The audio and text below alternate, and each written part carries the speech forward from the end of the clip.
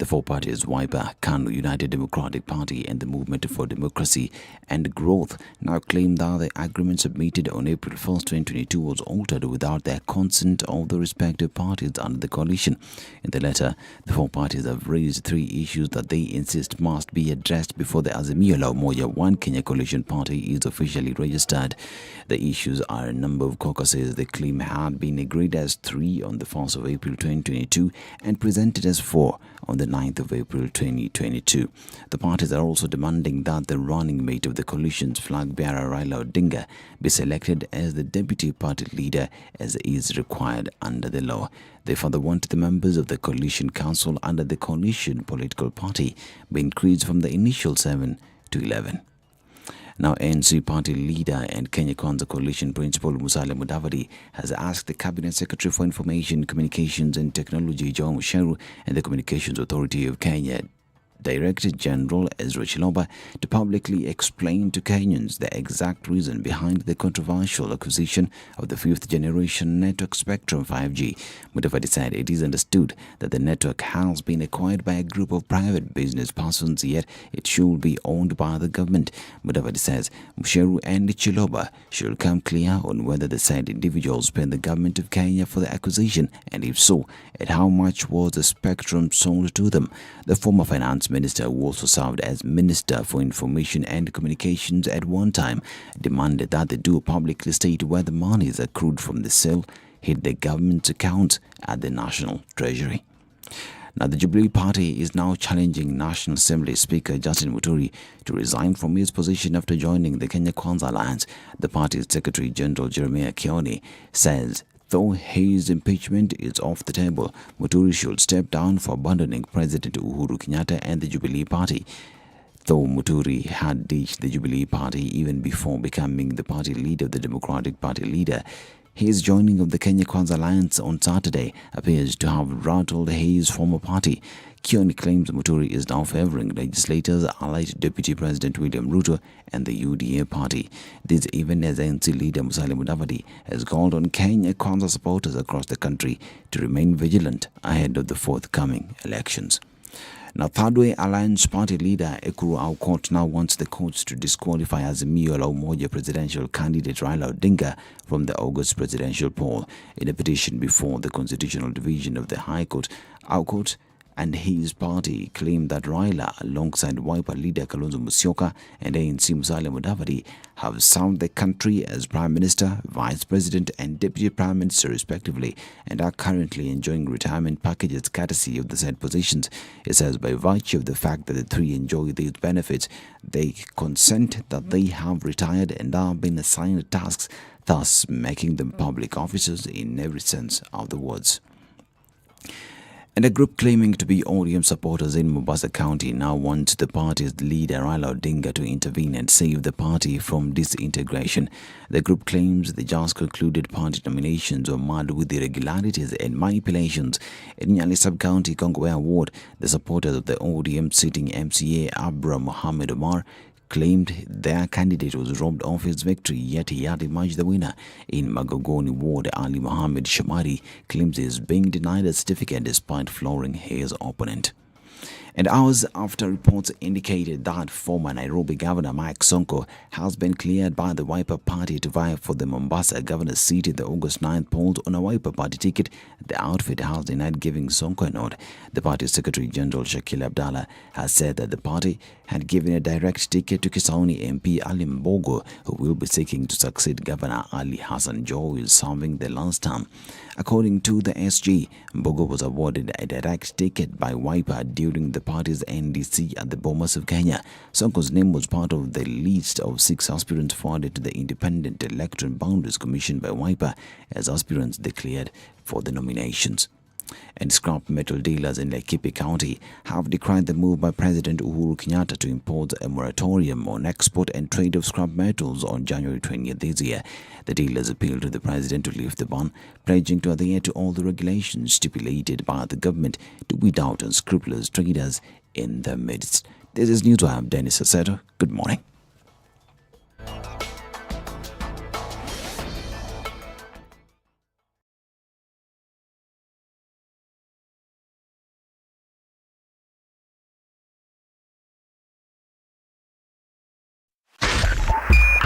SpiceFM, Nyeri. The following takes place from 6 a.m. to 10 a.m. every weekday on SpiceFM. I like listening to you guys. You're the default radio station in my car in the morning. Even the children listen to you guys. I agree Parliament has failed this country. And I will say it again. We have not done what we should have done. We know in this country, the Kenya prison sector is one of the most underfunded sector. The way it is being done and the way we're calling it Huduma Number Msema Kweli is because all records will be there. You know, there are people who are now billionaires with no history as to how they got all these assets. Yes. Anything that the president does that is not in accord with the constitution is an illegal act. You know, he shouldn't be doing it and should be sitting here and trying to sort of guise it up. I totally believe live transmission of results and allowing Kenyans to be able to view all these results. I believe that it will be impossible to steal elections. The Situation Room, Kenya's biggest conversation.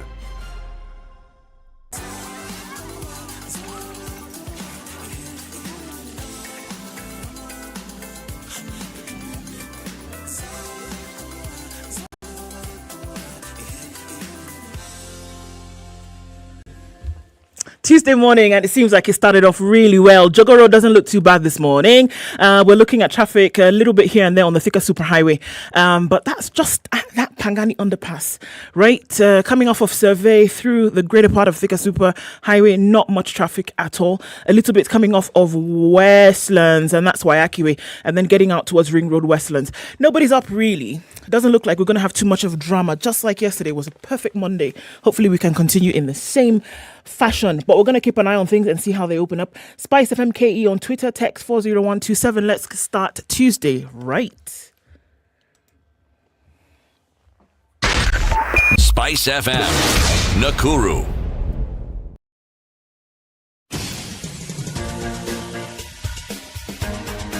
This is the Situation Room, the home of hard-hitting political commentary and penetrating insights about the state of the nation. This is a talk radio experience like no other. The Situation Room, a place for hard truths, debates, and elevated conversations. The Situation Room, witty, political, engaging, deep, controversial. In the room, we have C.T. Muga, researcher, academic, seasoned political observer, a fountain of wisdom in these politically uncertain times. Ndu Okoh, Nigerian by birth, Kenyan by choice, communications expert, Pan-Africanist, a truth seeker and believer in people power, and Eric Latiff, agent provocateur, the man in the chair, seasoned journalist, news hound, a man who believes in punching up, not down.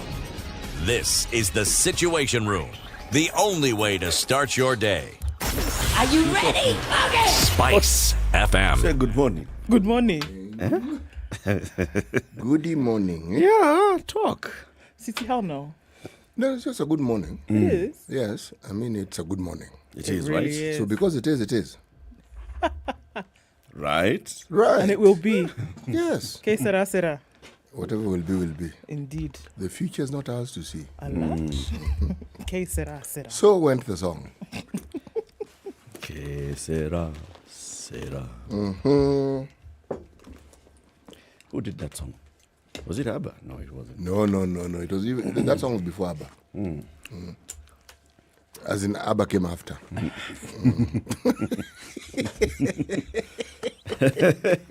ABBA came after the song. Yes. It was before ABBA.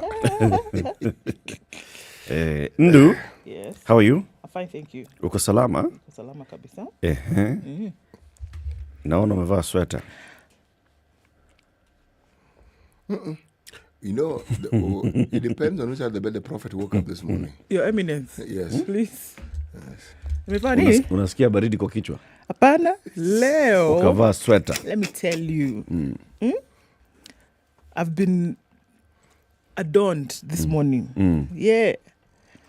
With Adonija. You know that was Jaramogi Oginga Odinga's name? Yes. And the hat. This was an Adonija hat. Let me tell you. I woke up this morning and the day started with gifting Today's gonna be a good day. Yeah. Where? Yeah. Jokes aside, huh? Jokes aside, No today's for gonna jokes. be a good day. No for jokes. No. It's that day. How are you? I'm very well, thanks. Very good. Yes. Yeah, I've seen. It was, the song was by Doris Day. And Frank, what is his name? Frank DeVol. Right. Okay. Hao ni kina nani sasa? Hao ni kina nani sasa? Wameregister SIM card.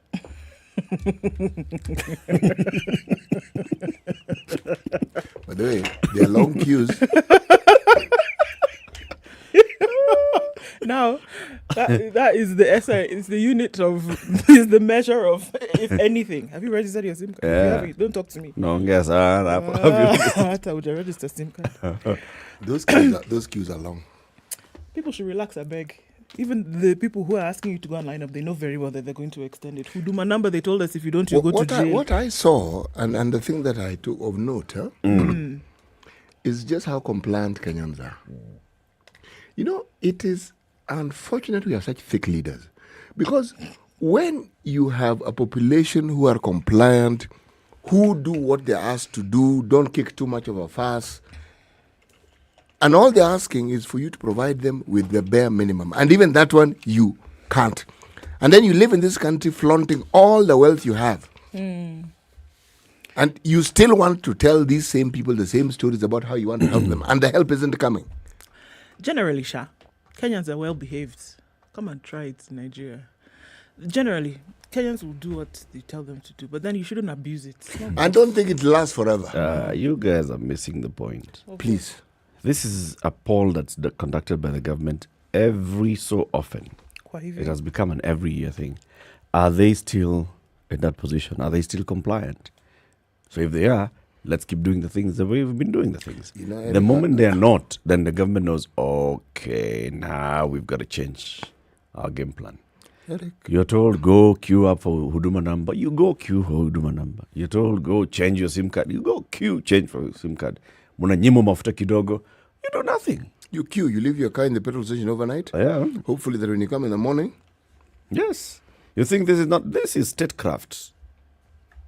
To keep us in check. They're checking. Are you guys still where we left you? The day they say go and register and people don't actually turn up, there's a 50% turn up. Not even below 50. 50. Then they start knowing iko kitu. We need to give them a new toy. Something to occupy their minds. Yeah, we'll be given pacifiers. Waka kwa mdomo. Nyonya. Keep quiet. Because it's the same mouth you need to use for talking. Yes. To keep the mouth occupied. Keep the mouth occupied. won't talk. Shut up. Welcome to Kenya's biggest conversation, everybody. Happy Tuesday, wherever you are tuned in. It's 12th of March 2022. It'll be 14th in 2 days' time, and then it'll be Easter, and the Energy and Petroleum Regulatory Authority will announce new fuel prices. Everybody plus their cat and dog and the occasional rabbit will tell you, bei ya mafuta itapanda. It will. Hiyo ni for sure. Anyway, we're waiting to see how that happens. Today's conversations, let's start with the 9 a.m. conversation. So we're seeing all these Azimio stories. Azimio, this, Azimio, the other. Kalonzo is saying this. Not William Ruto. The other people of NAPK and Dr. Alfred Mutua and the others are saying things. Alfred Mutua said on Sunday, he's in Azimio, yes, but he thinks he should be the one who's right as running mate. Now we'll have somebody from Alfred Mutua's camp, Rita Dungey. She's a board member of Maendeleo Chap Chap Party. She'll be here with us to tell us, so why Mutua? Okay. That's at 9. At 8 o'clock, let's have a conversation about gender equality for an inclusive energy transition. And we'll be joined by Sharon Atieno, who's the Gender and Advocacy Officer at Practical Action Eastern Africa. She'll be here to talk about that. And then at 7, let's talk about Nairobi City County and the position of the small and micro enterprises. And this is the Jua Kali sector. How can the Jua Kali sector really benefit from a good and functioning city county government. We'll be joined by the chairman of NCBDA, who is also aspiring to be the governor of Nairobi. One of those names that you don't hear much often when it comes to the governor's race. Wachira Jogona. He'll be here with us. He's an architect. He'll tell us, okay, so what's this? Anyway, let's look at COVID. Let's do it. We're now in the world 977,020 cases around the world. We'll see how that opens up. But let's look at Kenya specifically, whereby now Ministry of Health is giving us those numbers at 16 new cases from a sample size of 2001. Gives a positivity rate of 0.8% because the sample size is really small, what is regarded as higher numbers. Still 0 recorded deaths, good things that we are seeing here, 7 new recoveries. Still asking folks to come out. And interestingly enough, all the cases from this sample size were in Nairobi and Mombasa. Even more interesting is that people are getting tested not because they're presenting with symptoms, but because they need to do something, such as travel or get a particular document then for something else. And then a COVID status is a requirement. So we're looking at the space where now folks are not presenting themselves to hospital with illnesses. What's our positivity rate again? Things like that. Well, because from this particular sample size, it's 0.8%. But we're looking at a general, if we're looking at the mean over time, a sample size of 0.3%. As in, you need 300 people for you to have a chance of getting one testing positive. Yes. Eric, you did well in maths when you were in school, huh? It's apparent that he did, right? Yes, maybe that maths was, even when he said it, I was still like, 300. Yeah, it's 300. Okay. Good. It's a good thing. It is. It really is a good thing. We thank God. No, me, I thank God on my knees. But I am cautious, still on my knees. Okay? Absolutely. That if it were to happen that we are told to go back to the mask, because people gave up on the mask completely. I mean, there's still some places where you can't, where you go and you must have a mask on. They're insisting on that. But generally, people should be taken to court. It's places like the SGR and the airports, within the airports, flights, flights and things like that. You must still have your mask on because of the enclosed space. But even within the premises of SGR, for example, you step into that terminus, and you must have. That terminus of the SGR is like an airport. Yeah, it is, and a fairly fancy airport at that. Really swanky. Globally. Quickly, again, of course, focus is on China. Why Shanghai did a U-turn on its COVID approach, and that's what it's being looked at now. It's the first time Shanghai has introduced such strict restrictions. Until last month, it had taken a more relaxed approach, more than any other Chinese city. People in the city are confined to their homes and more often have to buy food and water and wait for the government to drop it off. And this actually happens. Residents are angry now about shortages in food and medical supplies, and they're saying that this is just not going to cut it. It's their first experience of a citywide lockdown, and they're saying that, you know what? We are not liking this at all. We were free to be able to go where we needed to go, buy food, supplies, whatever we needed, and now we have to wait for government to drop it off, and we don't like it. Okay? How many videos and how many people? Anyway, you know my beef. I know your beef on the skew from Western media and what it's saying. Yeah. The UK was under lockdown and there were people complaining. Did the BBC put up a story showing that there are videos coming out and showing people complaining? Now we're talking about 26 million people have been locked down. I don't think there's a shortage. I don't think videos of 4 people have come out. And there's widespread complaints across Shanghai. Shanghai lockdown residents running out of food. That's another sub there. China. And who's reporting that? Who's reporting that news? The BBC. Of course. So I mean, I don't necessarily think that this is the case. I think by the time they were doing this, they had all their ducks in a row, I's dotted and T's crossed.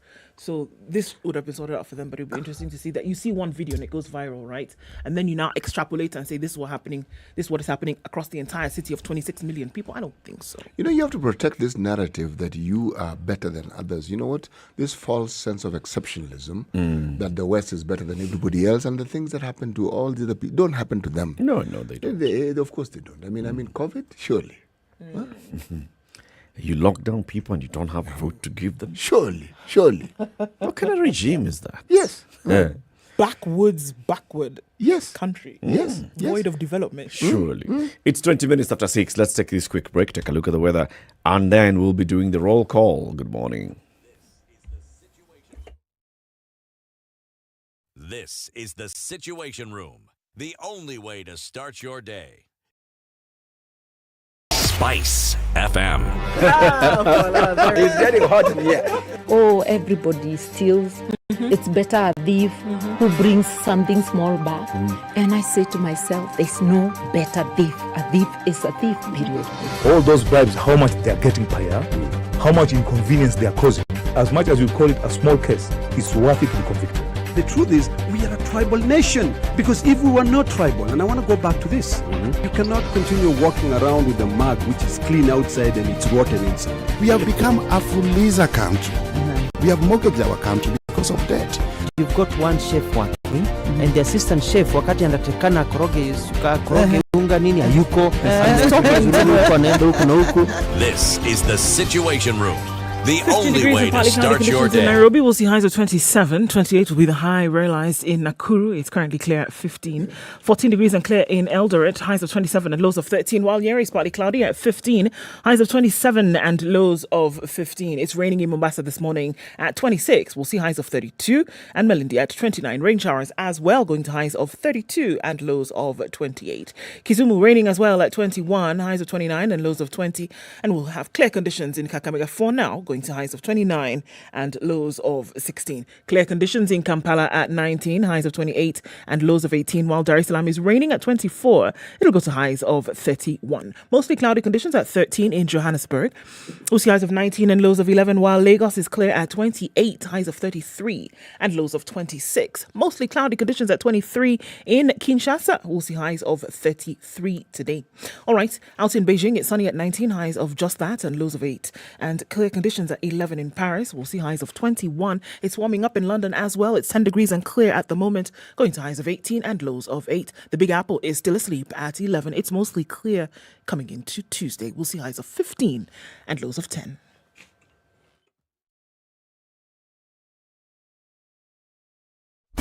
Classic soul, R&B, smooth jazz, neo soul, and nostalgic ballads. Make some noise. Yeah! You're listening to Spice FM.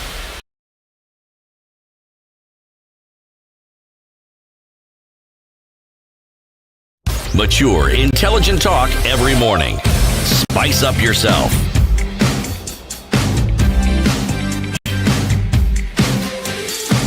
Okay, what time is it? 23 minutes after 6. It is. All right. It's a big splash on the front page of the Standard today. Form 1, big rush for national schools. We saw that selection was going to take place soon after the KCPE.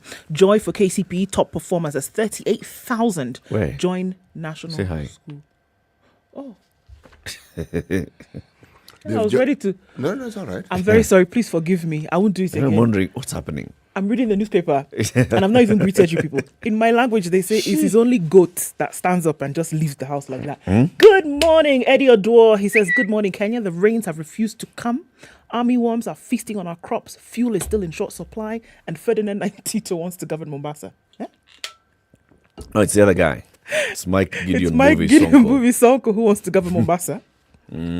Yes, I know it's in the things of the absurd, but hey, he says Spice FM still reigns supreme. The air raves in Koru. Good morning to you. Butula is tuned in. Vincent Ogutu, Chris Amolo. Good morning from Kisumu. We see you. Greetings from Nakuru, Siri. That's where Sheikh Lazy is tuned in from this morning. Mombasani Kwisharauka. CT, based on yesterday's discussion, I think we are safe in your hands. That's Roger's line. Now you'll tell us what that means. Victor says, good morning. Ready for some conversations Did today. that person just call me a witch doctor? It would appear a druid of some sort. Carry on. Thank you. Collins Wisdom is tuned in from Washington, D.C. always, and still Monday here. Indeed it is. Morning tuned in. That's where MCR is this morning. From Mogadishu, Namswa Elisha says, welcome back, CT. Good morning, my good people. On the ferry, that's where Patrick Fikirini is this morning and is tuned in. Loud and clear. Robin Boga says, good morning from Mombasa. Chris Mason says, good morning, count me in.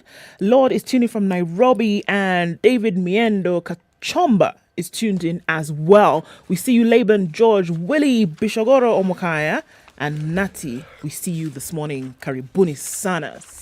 Everybody, welcome. CT has the day's proverb. Yes, we are still in the country of Liberia. Okay? Do not measure the timber for your house in the forest. Do not measure the timber for your house in the forest. I would translate that to English. Usipime mbao ya nyumba mstuni. What does that mean? I thought about it, and I thought this was actually very profound. You see, this is like putting the cart before the horse. When you go to get timber, you have determined what it is that you need. So you go there with that in mind. Okay. The proverb is saying, don't go to the forest and then decide. If you don't have the measurements. Yes, and then you decide this is what you need. You start with what you need, then you go to get the wood. Okay. Don't go to the forest and then look at the... You can get to the forest and look. This is enough for me to do a 4-bedroom house. Yes. Then you pick for the 4-bedroom house. Start with the 4-bedroom house, then go to the forest. Then go to the forest. Start early. And while you're at it, determine what else you might want to plant next year. You might find some shrubbery that would make for very good vegetation in your backyard. So, but you think about it first, they say. Indeed. Look before you leap. Right. That is now in English. Preparation. Preparation is important. Otherwise known as prep. Is important. Sawa. Newspaper headlines, www.standardmedia.co.ke. Where are their usual pointmen? Raila and Ruto ditch known allies in image game plans. Who are those known allies? Premium content online. So if you want to find out who those are, just go and subscribe to standardmedia.co.ke. Now you can do the thing that we we were shouting. Yes. Let me continue Schools, by shouting. students. Form 1, big rush for national schools. That's on the front page of the Standard today. Joy for KCPE top performers as 38,000 join national schools, but not all will be happy with the choices the Education Ministry has made for them. You had actually confused me. Let's just go with the flow. What's wrong? No, just go with the flow. I don't understand. No. Why had I wondered, had I blacked out for a moment? That time, like, what's going on? Did I miss the... Yeah, I'm on the road. I'm going. Kaende. Thank you. Now, placement by school category and number. National schools, 38,797. Special needs education, 2,045. Extra county, 214,000. County, 218,000. Refugees in camps, 9,000. Sub-county, 726,311. People should not bother me with phone calls because their child did not join the school of their choice. We have done justice to the children. Guess who said that? Schools that attracted the largest number of applicants. Nanyuki High School, 156,000. Capacity, 480. Kabianga High, 149,000. Capacity, 528. Pangani Girls, 118,000. Capacity, 336, I beg your pardon. Maseno School, 110,000 applications with a capacity of 576. Nakuru High, 107,915, capacity 336. Alliance Girls, 104,353, capacity 384. Kapsabet Boys, 99,725 with a capacity of 384. Butere Girls, 98,410, capacity 528. Mangu High, 93,648 with a capacity of 432. Moi Girls Eldoret, 92,666 with a capacity of 336. Do you see a problem here? Top Boy went to Alliance High, and Ashley Kerubo joins Kenya High. Stories covered on page 4, 6, 7, and 8 of the Standard. And people are saying, look, man, we didn't get our choices. Magoha says, look, do not call me. We've put everybody in schools, and that is the important thing. Top performers will join schools including Kwama Charity, the Kenya High School, Bugwa Sharon joins Alliance. Mweti joins Merry Hill Girls. Maseno School will be joined by Stanley. These are the top performers and the schools that they selected to join. Magoha also presented a letter of admission to special needs candidates, which was a good thing. I thought that was good that came out into the light. Speaking during the launch of the Form 1 selection, placement and admission process at the Kenya Institute of Curriculum Development, Professor Magoha said out of the 1,225,502 2001 KCPE candidates, 38,797 will join national schools. He urged parents to allow their children join schools they have been placed in, adding that the selection exercise applied the principles of merit, choice, and equity.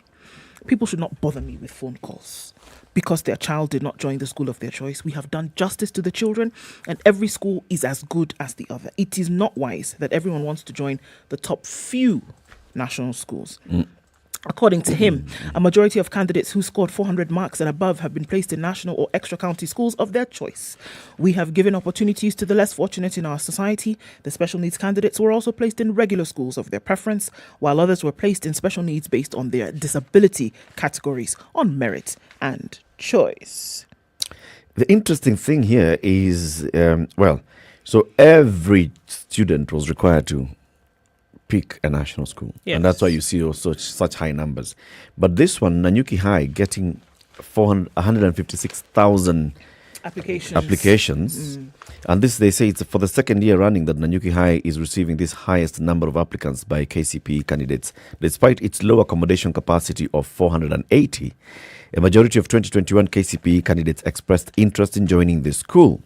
156,000.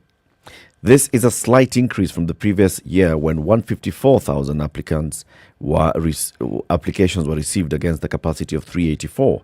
While presiding over the selection, Education CS Magoha identified schools that attracted more applicants. Just like in 2020, Nanyuki High was followed by Kabianga High. The third position is Pangani, Maseno, Nakuru, Alliance Girls.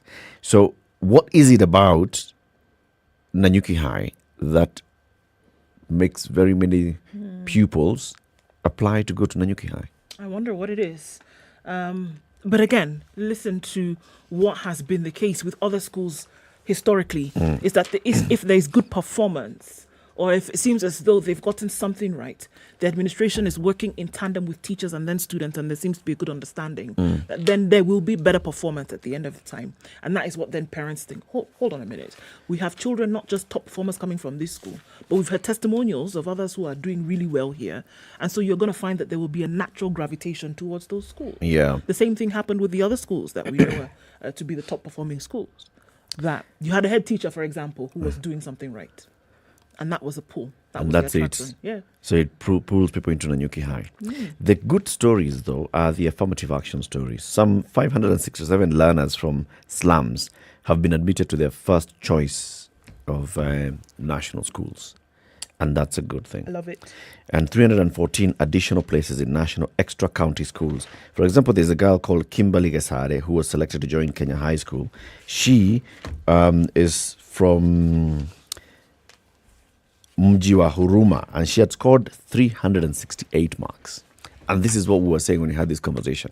So the national schools are a preserve of those that get 400 and above. Well, naturally. And then you look at now affirmative action. So this girl with 368 is actually considered to have scored very high marks, and so she goes to national school.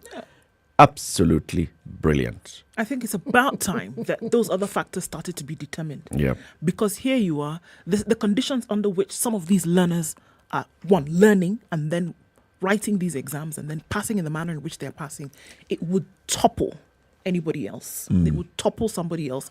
If somebody else who was in a situation where everything was provided for them, they had everything that they needed, the lights on 24 hours a day, it would topple somebody else in that. But here they are in those conditions, being able to perform so brilliantly well.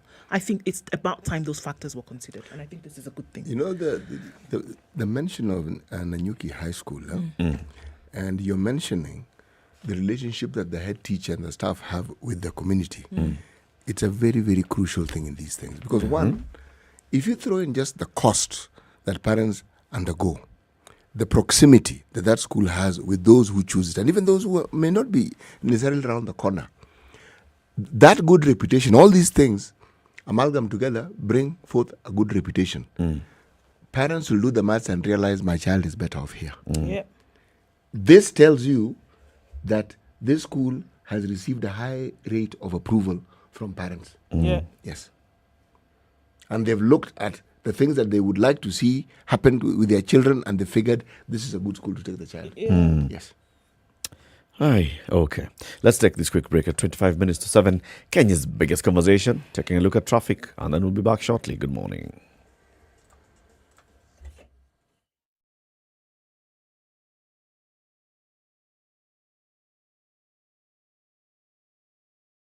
The Situation Room, Kenya's biggest conversation. Brought to you by Colgate. Classic soul, R&B, smooth jazz, neo soul, and nostalgic ballads. Make some noise. Yeah! You're listening to Spice FM.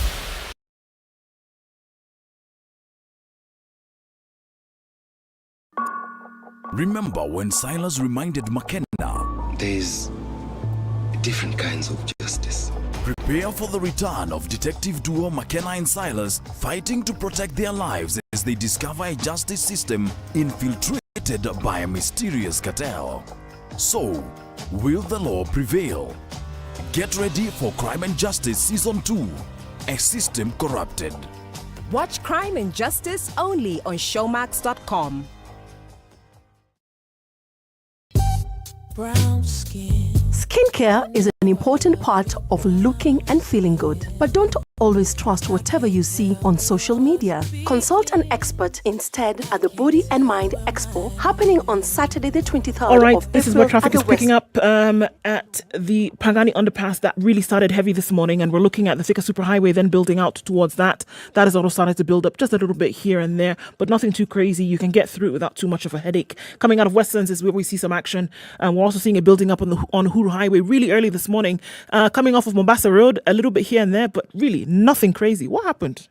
Where's everybody? I don't understand. Come out on the roads. Let's know that there's traffic this morning. North Airport Road not looking too bad. The Eastern Bypass flowing free and fair. Not much of an issue. Let's just cross our fingers, wait and see what today's going to pan out to be. A few minutes after 6:30 and it looks really good. We'll take a look after 7 and see what happens. Let us know what's going on in your neck of the woods. SpiceFM KE on Twitter. Text 40127.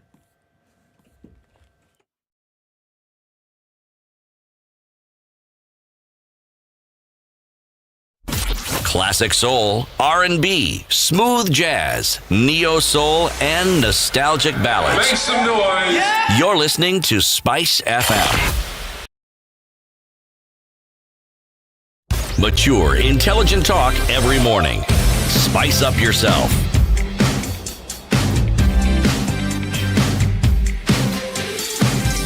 All right, 22 minutes to 7.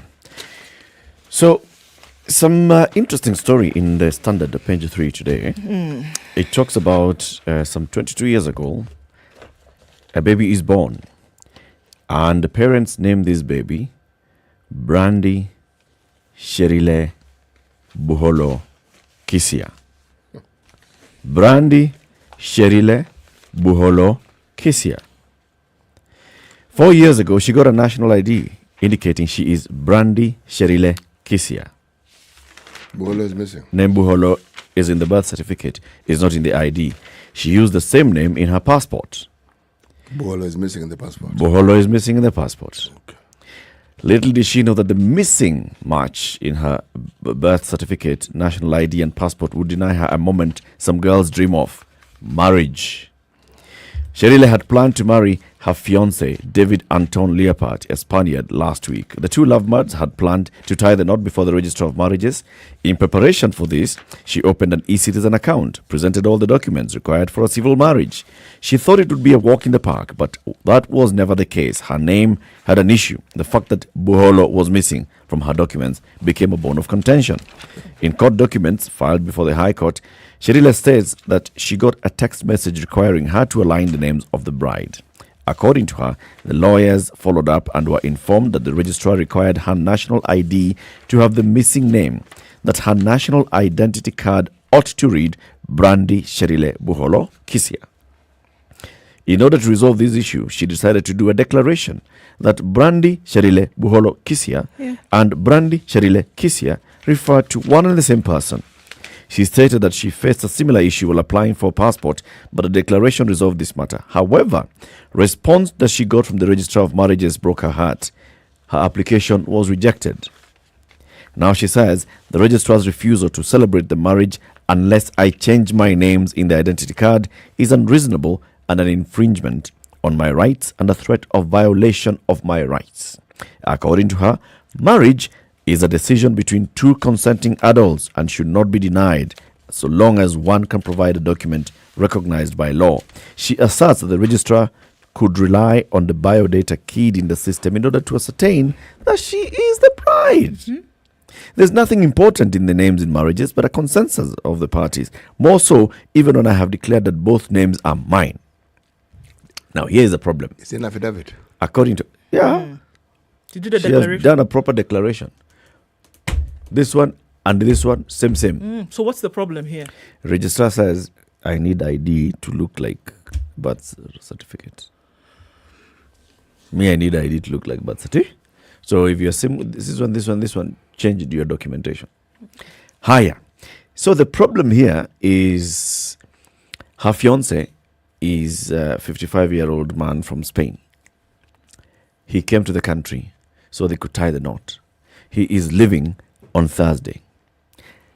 And she doesn't know now whether he will be like, now if you're not even, if the government does not even know you, why am I marrying you? He doesn't know whether now, she doesn't know. No, the registrar is being unfair. I stand to lose a great deal, perhaps the worst, losing this marriage, because in the mind of my bridegroom, he may decide to call it off if it can't work. This shall be a grave loss that cannot be compensated in any way, she says. She's right. She's right. The registrar is being unfair. Let me tell you from personal experience. My passport, my middle name is Ifoma. In my passport, just the initial is there, I. Right? On my driver's license, Nigeria, Eziokubundu Ifoma Okoh is listed. Now, when I was applying for my documents here, they asked me the same question. How come this other documentation that you've given us has Ifoma listed, and here it is just I? How do we know it's the same person? I said, okay, no, what must I do? They I said, could be Igwe. They said, you must declare. So I went and I saw an affidavit. And that was enough for me to get my documentation. So were you getting married? Yes. Yeah? Yeah. And they said that's enough? Yes. The registrar is being unfair. The particular person it usually she saw suffices. But look, what do you think affidavits are for? Yeah. Affidavit is you swear. You're swearing, essentially, that is it. And it's an affidavit is sufficient. Affidavit is sufficient. They're being unfair. Whatever reason they have for now, unless somebody wants to marry the Spaniard. This man wants to go home. Okay? And the man now is also in trouble because he has to go and show the employer that the reason why you've been missing from work is because you went to get married. Yeah, but wait a moment. So that if you come back and you didn't marry, they'll fire you. Or yes. That is what she says. She says Anton chose Easter as he has a busy schedule. The court papers read that the situation also puts the 55-year-old fiancé in a fix as he has to show proof to his employer that he was in the country to marry. My fiancé is here and stranded because his government will require him to show a marriage certificate vindicating his leave of absence from work, while on the other hand, the registrar's action is as good as a threat and imminent. Marriage is not in this. No, the fiancé doesn't need to worry. That article can be sent to the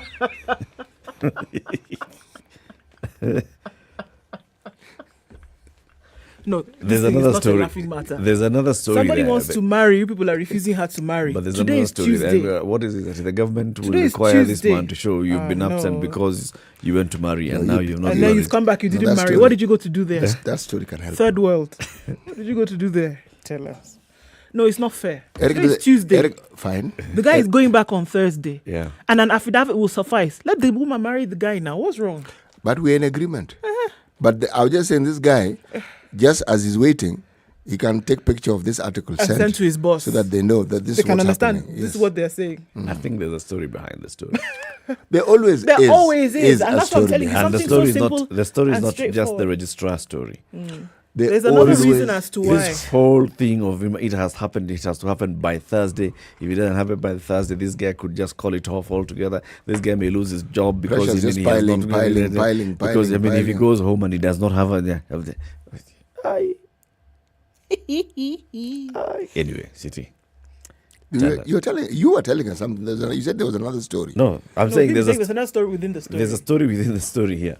Resolution collapses with clients 6.6 billion Kenya shillings. All right.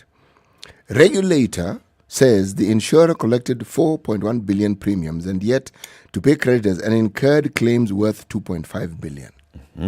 Resolution insurance collapsed with over 6.5 billion in client cash, insurance claims, and creditor funds after its shareholders failed to recapitalize the business.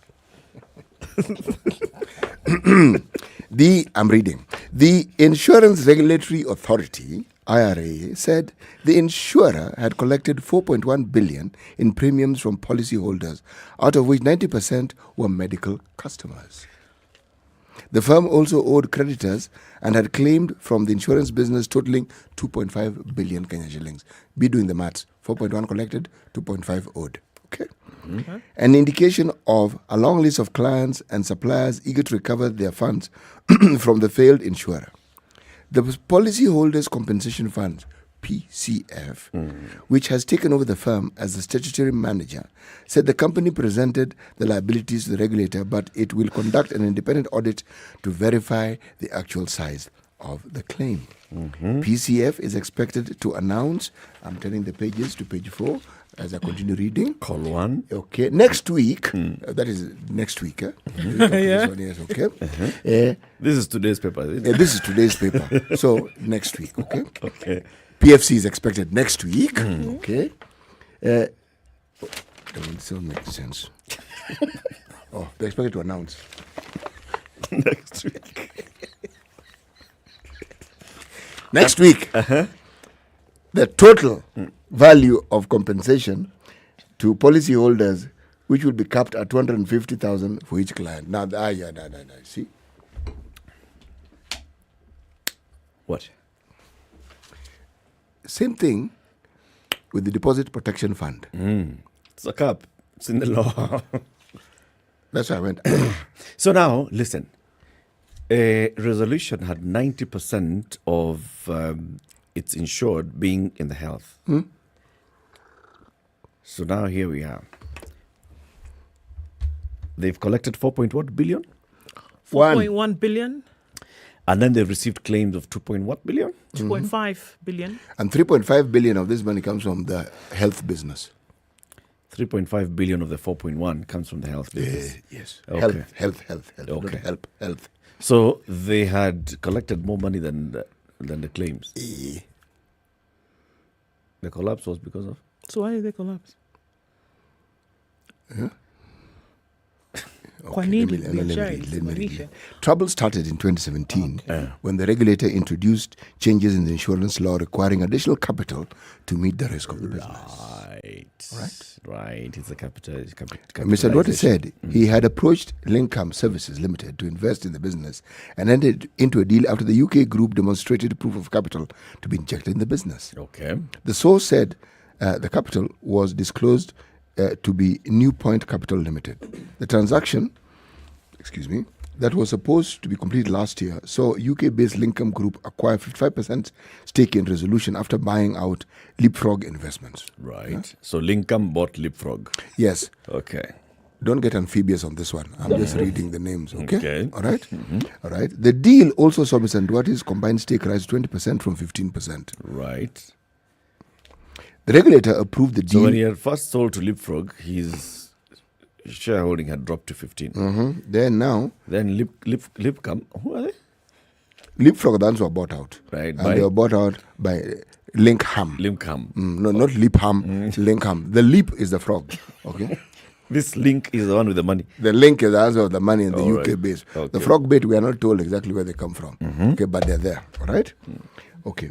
He blames his business partners, Lincam Services, Dominic Pessard, and Michael Cranfield for the collapse, claiming they failed to inject the balance of 346 million after acquiring the majority stake in the company. He claims the company was supposed to inject dollars 6 million US, okay?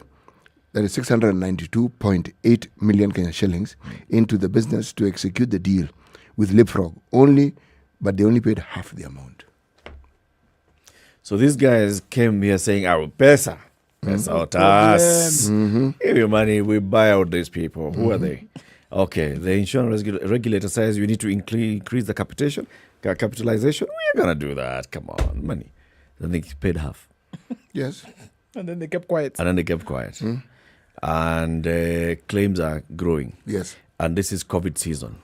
COVID season, there are higher claims. COVID season, people have lost jobs, so even your subscribers are reducing. So people who are even buying insurances are... In fact, that actually is the real problem, that people may not have money to pay for the... insurance policies. Precisely. Because remember, COVID, they refuse to pay. Yeah. Yes, you just get COVID on your own. And go treat yourself. Insurance is not paying. Insurance is not paying. That one they already said. But even as I listen to this, two things come to mind. One, what one may refer to as sharp practices. People who invest money and who understand investments, not all of them will do what they say when they say they're going to do it. Meaning this, they will put in enough money to show and demonstrate interest, but they'll bide their time and see how the business goes before they put in more money. Yeah. Sometimes they do that knowing very full well the business is good, the business is worthwhile, but if you give it time to be a little shaky, then you have more leverage and you're able to do more with the little money that you have paid. Yeah. That's why I called it sharp practices. Meaning, you lead someone to believe that you're going to do something within a certain specific time, and yet you know full well that is not what you are going to do. You make them overcommit on the business. Yes. And then they run out of cash. Yeah, so that they have no way out. Yeah.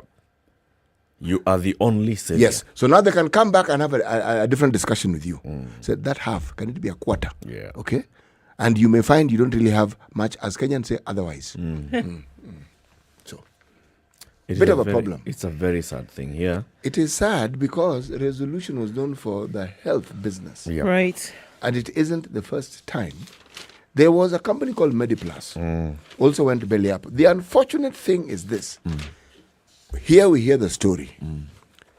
But do we really ever get to the bottom of these things and understand what actually happens? Because the number of people who are going to suffer as a result, of this. Yep. Untold. My friend, I'm saying this because... Maybe there are people who have just taken their policy. And just paid. Haven't even had time to claim anything. Yep. They haven't had time to fall sick. And now you're told you're not covered because that's the first thing that the PCF said. Yep. Crazy. But this didn't happen yesterday, you know. No. It's just been announced. Yes. I mean. The good thing, though, is that now we have PCF in insurance. We Just like do. we had the Depositors Protection Fund for banking. We didn't have anything. An insurance company goes belly up. It's you and God. You are left stranded. At least now we have a statutory body that comes in and does this. First of all, protect what's there, and then let's see how can we compensate. It's unfortunate that some people may only get, maybe somebody had paid more, but they only told the only money we can give you back is 200 Gs. Indeed. But at least you get something. Anyway, what other story are you looking at? You know the Malindi MP? Aisha Jumwa. Her name is Aisha Jumwa. The number... Gubernatorial aspirant. Exactly, for Kilifi County. Now, there are a number of things that have been thrown at her: murder case, graft case, etc. Now, the court has postponed a 19 million shilling graft case against her to do what? Allow her concentrate on the campaign for the Kilifi governor's seat. The MP, through her lawyer Dunstan Omari, said she needs more time because the campaigns were hectic and chaotic. In her application that saw the matter pushed to August 15th, she told the trial magistrates court that one of her lawyers was also in the ground campaigning for a parliamentary seat. So, you know, this little issue of yours, of a corruption case, can you just hold on for a minute? Let's campaign. Let's try and win this seat, and then we can come back and continue with this thing. She is worried that her opponents would use the case against her politically. She seeks the court's permission to give her time to campaign for the governor's seat. One of her lawyers has also been held up by politics in the name of Cliff Ombeta. He added, one of her defense lawyers also doing this. We are seeking a hearing date earliest September To continue with this matter, in allowing the application, Mutuku directed the matter to commence from August 15th to 19th after the general election. So, no problem. We can shift things. Wait. Just for you. The court has allowed this individual to postpone the case until after the elections. Yes, because she's a bit busy, It's elections, it's Really? chaotic. Yeah. Really? Yeah. We need time. And also one of my lawyers is also campaigning. I get all that. I Mm. get all that. But there's a little problem here with that particular decision. One of the things that I believe are a basic requirement in our laws is a certain degree, a certain modicum of, should I say, what's the word? Integrity. Thank you so much. Yes. Now, these cases are at the heart of it. Indeed. It's a graft case. But you see, graft, murder, whatever it is, it's a case. But you see, CT, for as long as the case is going on, right, it hasn't been determined. So the law does not bar you from contesting. No. And you as a judge, if you're looking between now and August, are we going to have finished this case and determined? Can she come as many times we need her to be here?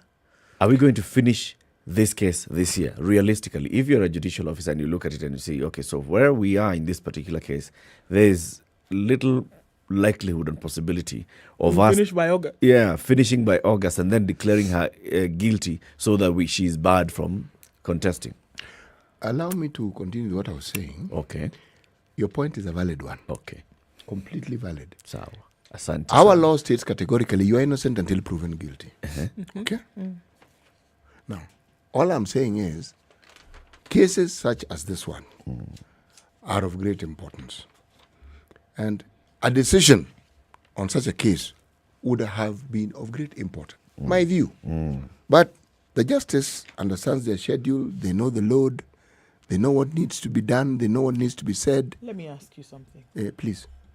If it was an ordinary quote-unquote individual who came and said, well, I know there's this case against me. However, I have exams coming up next month. I need to pay fees for my children. I'm getting married. One of my children is graduating. I have things, man. Can we postpone all of these things and get them out of the way? And then we can come back and do this little business of yours? Do you think it would work? No. Public interest, though. Okay. No, you're not important enough. Sawa. No, guys. Okay, Erica. Objectively speaking, it's public interest. So what is just like the lawyer has said, you have an ongoing court case.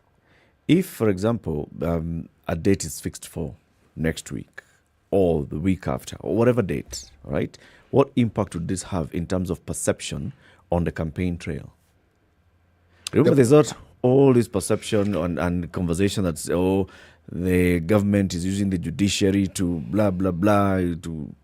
Eric, the perception still exists. And this is a corruption case. That's why, in fact, the DPP is the one who started this conversation and said, we're not going to commence any prosecution against sitting governors. We have very many files. We're not going to commence. Not at this point. Because he knows you're going to politicize a very legitimate process that I want to start. So I can hold on. Unless you die, you'll still be alive in August. Yeah. And I can still take you to court in August. Same thing, maybe the judicial officer is looking at it here and saying, so if I say we are going to come on this day and this campaigner, politician comes here with 700 people blocking proceedings of the court because they all said, you need to stop by for the session. Yeah. This is a politicized conversation and all. It's just going to affect everything. Yeah. So let's postpone it. In August, you win, you lose, you'll be back here. Nisao. Sindio. Nisao. Yeah. Let's talk about water and the provision of water to communities and what Colgate is doing.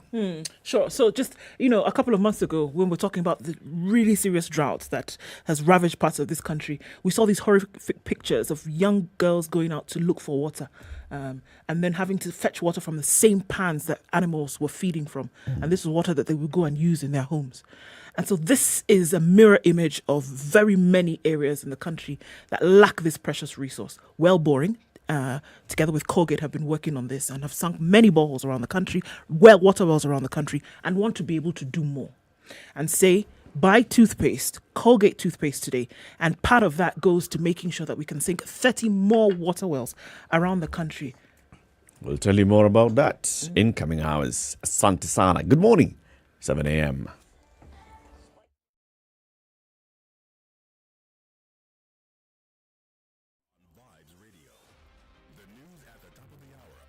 The latest news from around the world. 94.4 Spice FM.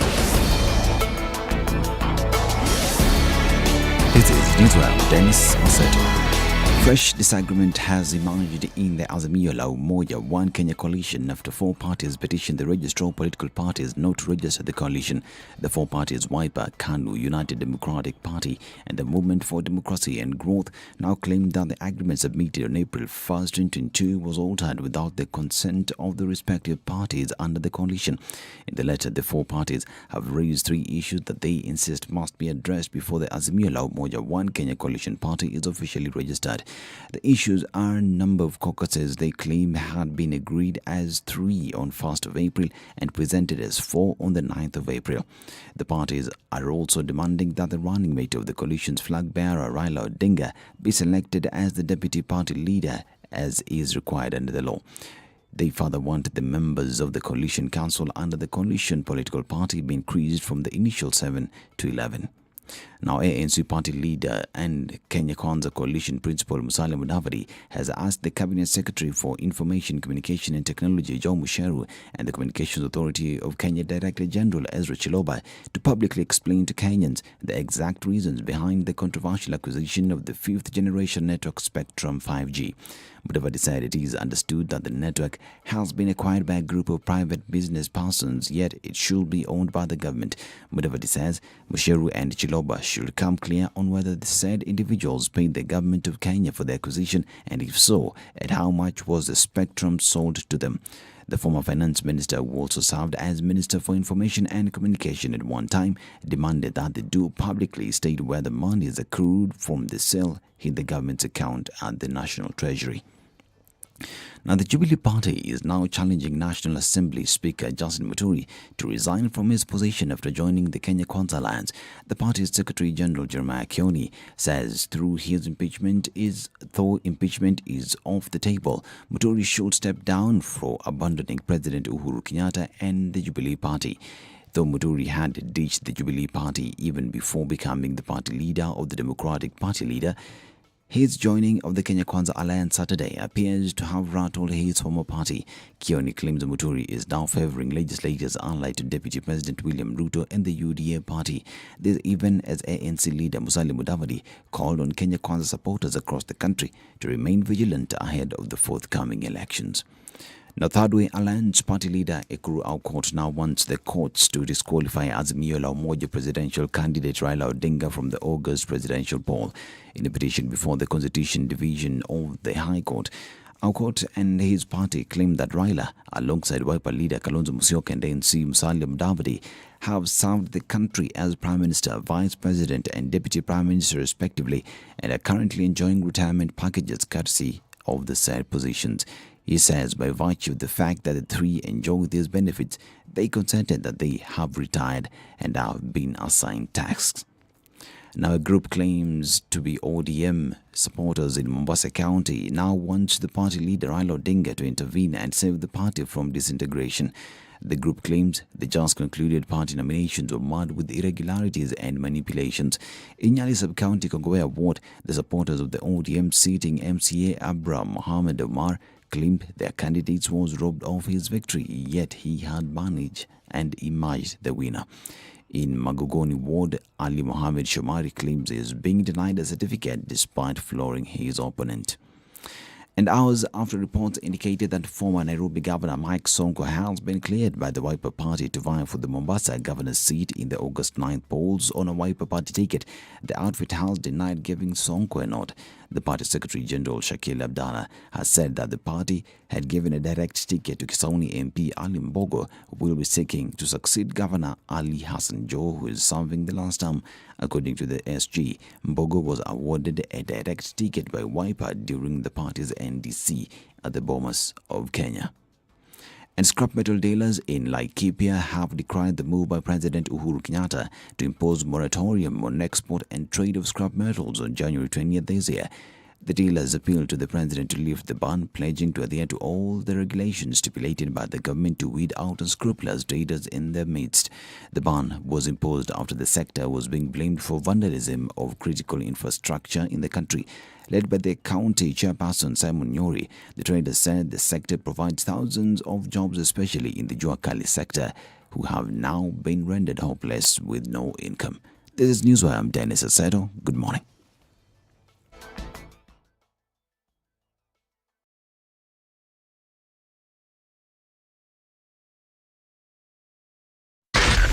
Spice FM, Nakuru. All right. Now it's only see traffic building up coming off of Mombasa Road today, a little bit then spilling over to North Airport Road, then out towards Outer Ring. Not too heavy, but likely to build up. Traffic will start a little bit later these days. A little bit on Langata Road, and then getting on to Huru Highway today is where we'll see a lot of action. The Thika Superhighway, whatever happened yesterday, it seems like we're not replicating the same today. Just some traffic past all stops, and then heading out towards the Pangani Underpass. But like we said, it's looking pretty good. Looks like we're able to get in and out of the city without too much of a headache today. Coming out of Westlands, Waiyaki Way, and then out towards Ring Road Westlands. That looks all right. Just in case you want a morning field trip, you can use the Red Hill Link Road. Not much need for it this morning because traffic is not too bad. Let's knock on wood and cross fingers and hope it remains this way. And then let's talk on SpiceFM KE on Twitter. Text 40127.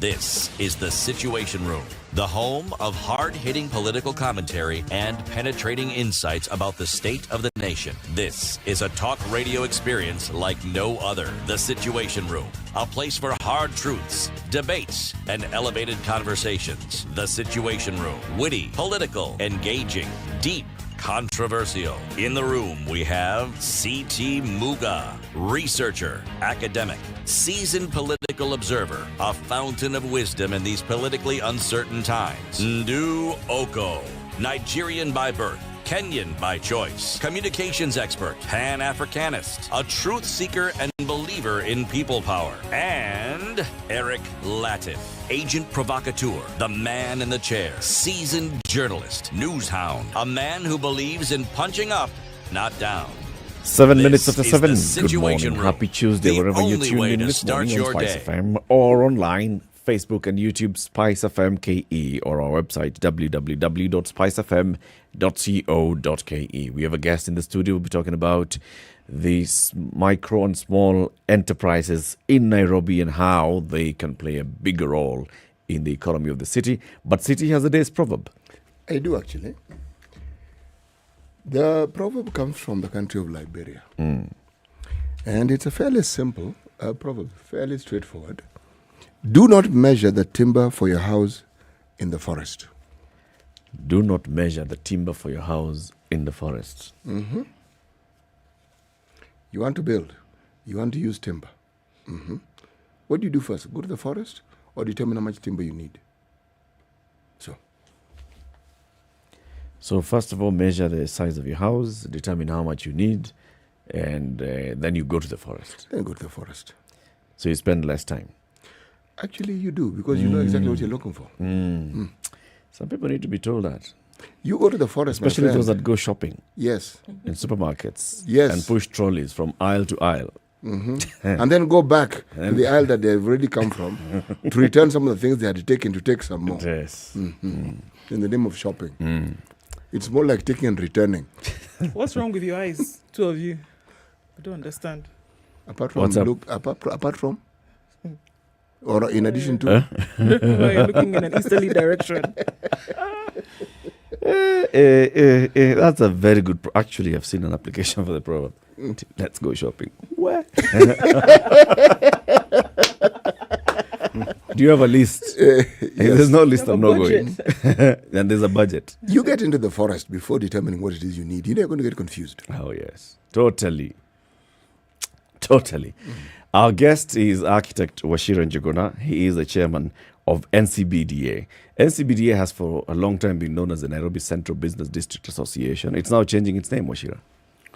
Oh, yes, Eric, it's changing its name to Nairobi County Business District Association. We've expanded our jurisdiction because the founders of NCBDA were centrally placed. We had Vora of Sarova, we had Chris Kirubi, and we had other organizations, Hilton, Barclays Bank, and many other businesses that were big in the city then. But most of them have gone outside the city. Standard Group used to be at Townhouse. But now you're out here. So we decided that because most of our regional members and the city has grown, we go out there and encompass the bigger city. Okay. Yes. It was for the Nairobi of up of those days. Yeah, I remember. And now when they moved out, they want still to be part of the NCBDA, so change the name to encompass everybody. I'm saying Nairobi of up because I don't recall any member of NCBDA then coming from Moi Avenue and below, or actually Tomboya, and the other side of Tomboya Street. It was Tomboya going up towards Uhuru Park, towards Milimani and Kilimani. Yeah, of course, the people who had the primary interest in making the city better were the elite. They wanted a cleaner city. I mean, they are not comfortable with seeing garbage and seeing disorder, seeing residents and visitors having a hard time in the city. And it was all to their benefit because we had people like International House Limited, Barclays Bank, the Hilton, Sarova, all within the city center and wanting their visitors, wanting the residents to enjoy a beautiful city, a more orderly city. But then now, most of their businesses have expanded beyond. I mean, the Hilton now has branches all the way in Mulolongo and Hilton Doubletree on Gong Road. So that means that their concern also expanded. Hence the need for the new entrants like us to expand beyond Moi Avenue. Before it became Nairobi County Business District Association, how would you say that the Central Business District Association fared? How would you say it performed in protecting or enhancing the business of Nairobi? If you look at, I'll give you an example of Standard Group when they were at Townhouse. When most of us left university in the late 90s, mid-90s to late 90s, there were big corporates in the city. You'd find a Standard building. I mean, Townhouse had only two big companies, Kenya Insurance and Standard Group. Then most of us, the leftover spaces, had started attracting the smaller businesses. It went on to a level where Standard Group and the big corporates left the city, and the spaces that were occupied by the big corporates within the city were taken over by small traders, telephone bureaus, cleaning bureaus, and the whole ecosystem changed. It came with its own challenges. There is, of course, the issues of water, the issues of congestion, the issues of a lot of disorder and small enterprises bringing in their own issues. The conflict between the big traders and the ones who had remained and the small traders, and that had to be resolved. Yes. So, in those earlier days, remember NCBDA with, just like you said, the late Vora, the late Kirubi, and the CEO then, or chairperson then, Philip Kisia, very vibrant. And NCBD at the point even going ahead and coming up with those garbage collection points, police patrol booths in the city. And then after that, it just fizzled out. And you only hear NCBDA by name. And I guess that's why the question by Ndu still has to be answered. Since then to now, what has happened to NCBDA? And you're right.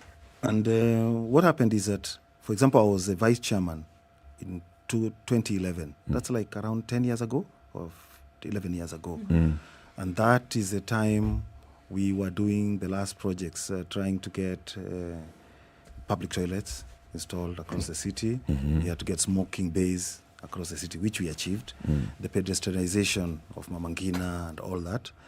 But then, just like all businesses, there are booms and busts. Yeah? I left and I went to National Housing Corporation as an MD, and I left others. What they did with it is a story for another day. But here I am. The end of last year, I took it upon myself to get back there and start from where most of us left. So then would you say it performed poorly over the last 10 years? Of And course. then there's a lot so it did. The association performed poorly. Oh, yes. And then there's certain things then that were destroyed within the city, or at least did not come to come to scratch, right? Or not up to scratch. So then what do you think needs to happen in the city now to get it back up to scratch? Of course, you know very well that I'm bidding for the governorship of Nairobi, and some of the key things that are very critical is the governance of the city. The last trees we planted were during Gakuo's time, when he was a clerk, and that was near around 2011, 2010. What happened from then to now? Devolution came, yeah? Yep. And we had the first system of government. What were their main focus? Not to improve the city, but we all have the evidence that the city decayed. Yeah? Over 5 years, it was a wasted period. Just because of governance. And bad governance brings about corruption. And we all know that the first government of Nairobi after devolution had a whole basket of looters at the treasury in Nairobi City County. And for 5 years, they looted all the money and implemented no projects. There are those who argue that the button had been passed. They were just continuing with the time-honored tradition that had been there in the city council, and they were just carrying on with that particular practice. They were just doing their lap. It was their turn. This is what other people did, because the subsequent government that also came, it could be argued, did something similar, with a lot more fanfare, a lot more drama, a lot more entertainment, but the same thing. You are an architect. Yes, I am. When I look at the citations of architects, they also call town planners. Okay? All the aspirants that I've heard coming up and telling us the things they want to do, I haven't heard one, not one, talk about zoning Nairobi in terms of whatever is required. Business districts, reorganizing it socially, reorganizing it residentially, giving a holistic picture of what Nairobi ought to be. You hear of a metropolis, you want to bring in Machakos, you want to bring in whoever it is, wherever it is you want to bring in. But this picture, so that one can actually say, in the next 50 years, this is what we hope Nairobi is going to be. It just seems to happen. Kiserian just happens. Kitengela. Just happens. Rongai. Just happens. Mololongo. Just happens. Syokimau. It just happens. That saying that you put in play, you uttered here about not going to the forest before you decide the timber that you need applies here. They say before you go cutting the timber in the forest, you should spend 90% of your time sharpening your axe. True. Yeah? That means that you need to spend a lot more time planning, especially at the city level, before you get to implementation. I'm in agreement with you completely. And you asked a question about you've had all these people coming in here claiming they want to lead the city, and they have no clue. No, they don't tell you the plan they have for this thing. They just want to lead, they just want to lead, they just want to lead and lead some more. And it's good to be in a company of people who are enlightened. We have the Nairobi Integrated Urban Master Plan. And how many people know about it? I mean, you know what happens? The citizenry really are interested in the facts. We are interested here. Now we are. And I'll share with you, because I've been a CEC in the county government in charge of planning. Yes. Yes? Yes, you have. And I was there for 2 years. And you were in national housing as the boss. Yes, and I know what is in place. I know what the county is doing to sharpen the axe before cutting the trees. Mr. Shira, you know I'm belaboring this point. As you can see, I'm a dog with a bone. I'm not letting go of this one. Yes. Of what use is such a wonderful scheme and plan when nobody knows about it, or the people who know about it are just a handful? And they're not implementing it. Yes. No, they are. Let me take you through it. Really? The Nairobi Integrated Urban Master Plan has key areas that it wants to touch, decongesting the city. And that is one of the main things that I want to implement. How old is that plan?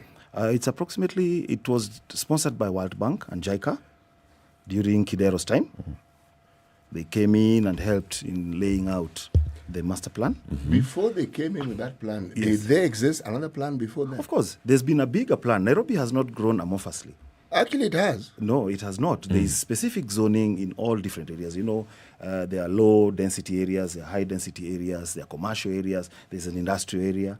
So we have all these areas. That we understand. Yes. But then, the point I'm getting at here is this.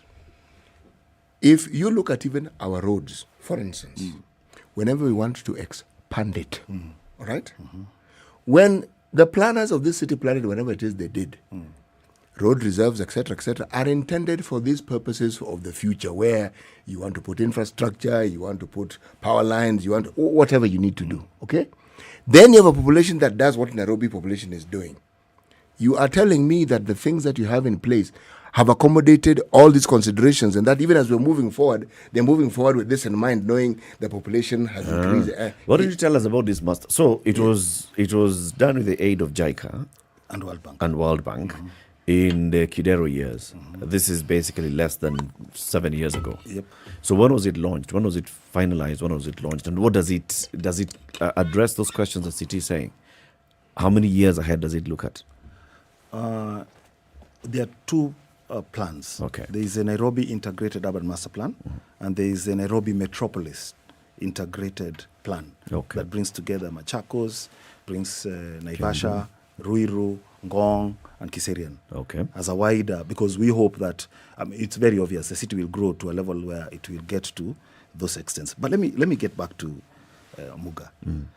One, you see the bypasses, the southern bypass and eastern bypass. To the common eye, it looks like it's just a project, but that has really decongested the city. Number two, you've, I'm sure, heard about BRT. Yep. Yeah, the rapid transport system.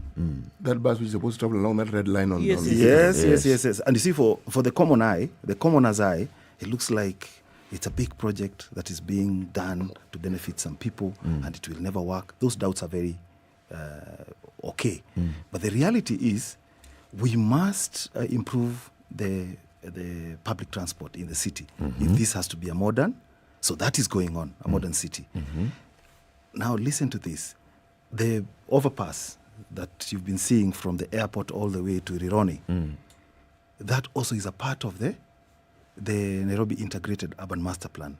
The Marikiti market is being relocated to the Kenya Railways land so that we create an underpass from Haile Selassie Avenue all the way to Industrial Road. And those are some of the key projects that I want to make sure that they're accelerated. And then the railway land, you see the railway city, I'm sure you've heard about the railway city. Yep. Yeah? This 400 acres between Mudhurwa and Uhuru Highway. That will be a game changer in the whole city, because that will decongest the city and will create a new expansion area for the Nairobi CBD. And I'm sure you've heard about the Eastlands Regeneration Plan. Have you heard that? All the way from Makongeni, Kaloleni, all the way. I've heard of now, when that is implemented, yeah, you will not see small traders, Juakali traders, encroaching onto the public spaces on the road reserves, because we'll have unlocked new lands. We'll have created new facilities within the city to create new opportunities in an orderly way for the small and medium and micro enterprises. Easier said than done. Well, Shira, yes. Yeah. Go ahead and do. So these are plans. They're plans, and they sound wonderful. But the thing is that until the plan is activated, it remains just so. So what has stopped all these things from happening in the last 7 years, 5 years? And what will guarantee that they will happen in the next 5? And I agree with you. If a plan is on paper and it's not implemented, that's just a waste of ink. Yeah? But the truth is that some baby steps are happening. But then the question is, how will we accelerate the implementation of the Nairobi Integrated Urban Master Plan so that the city at least can unlock its potential and create opportunities for people? That's what I was asking. It's all about leadership. In this plan, Washira, yes. Are there, implementation matrices? Are there milestones within X number of years? Have this done within X number of years? Have the next thing done? So, like the way we've been implementing the Vision 2030, is there an integration? An implementation plan of the master plan? Of course, on paper it's still a plan.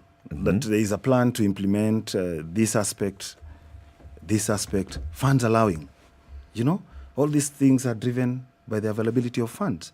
The railway city, for example, or the Eastlands urban regeneration, all of them are dependent on the availability of funds.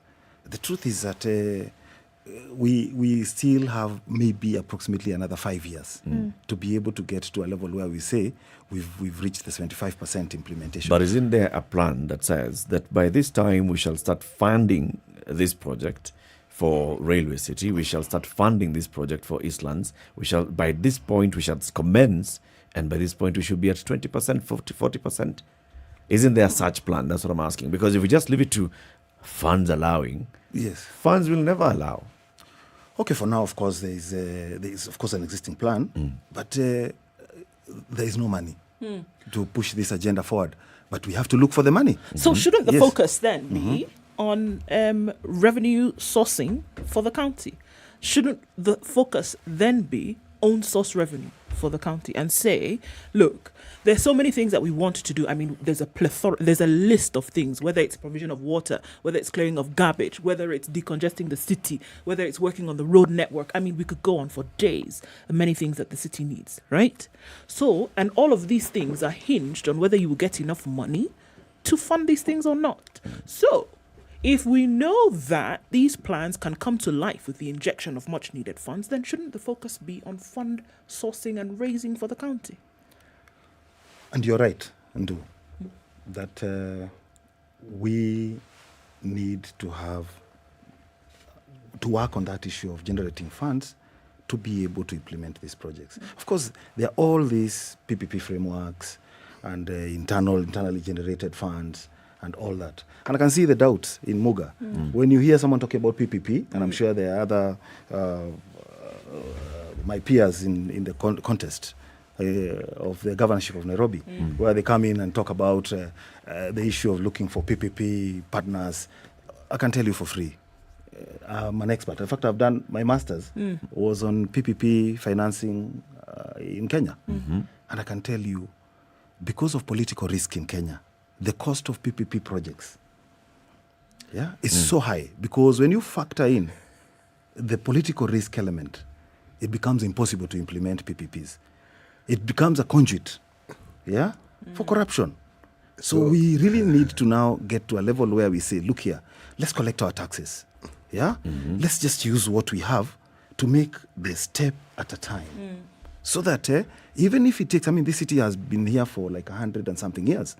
It's been a step at a time.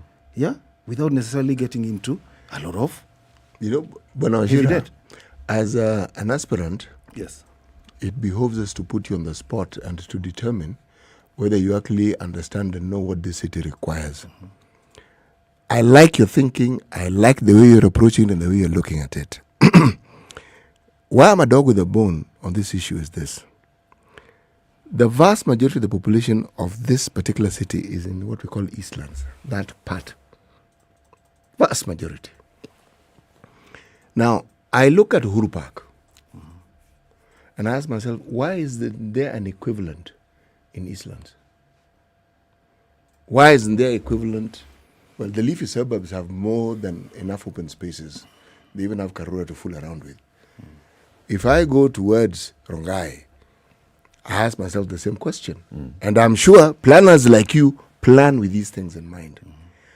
I look at these recent developments where we're getting almost high rises, and I look for open spaces within them. You find a teeny little thing that you can barely sneeze in, and that's supposed to be a playground for children. I don't see an accommodation for a school.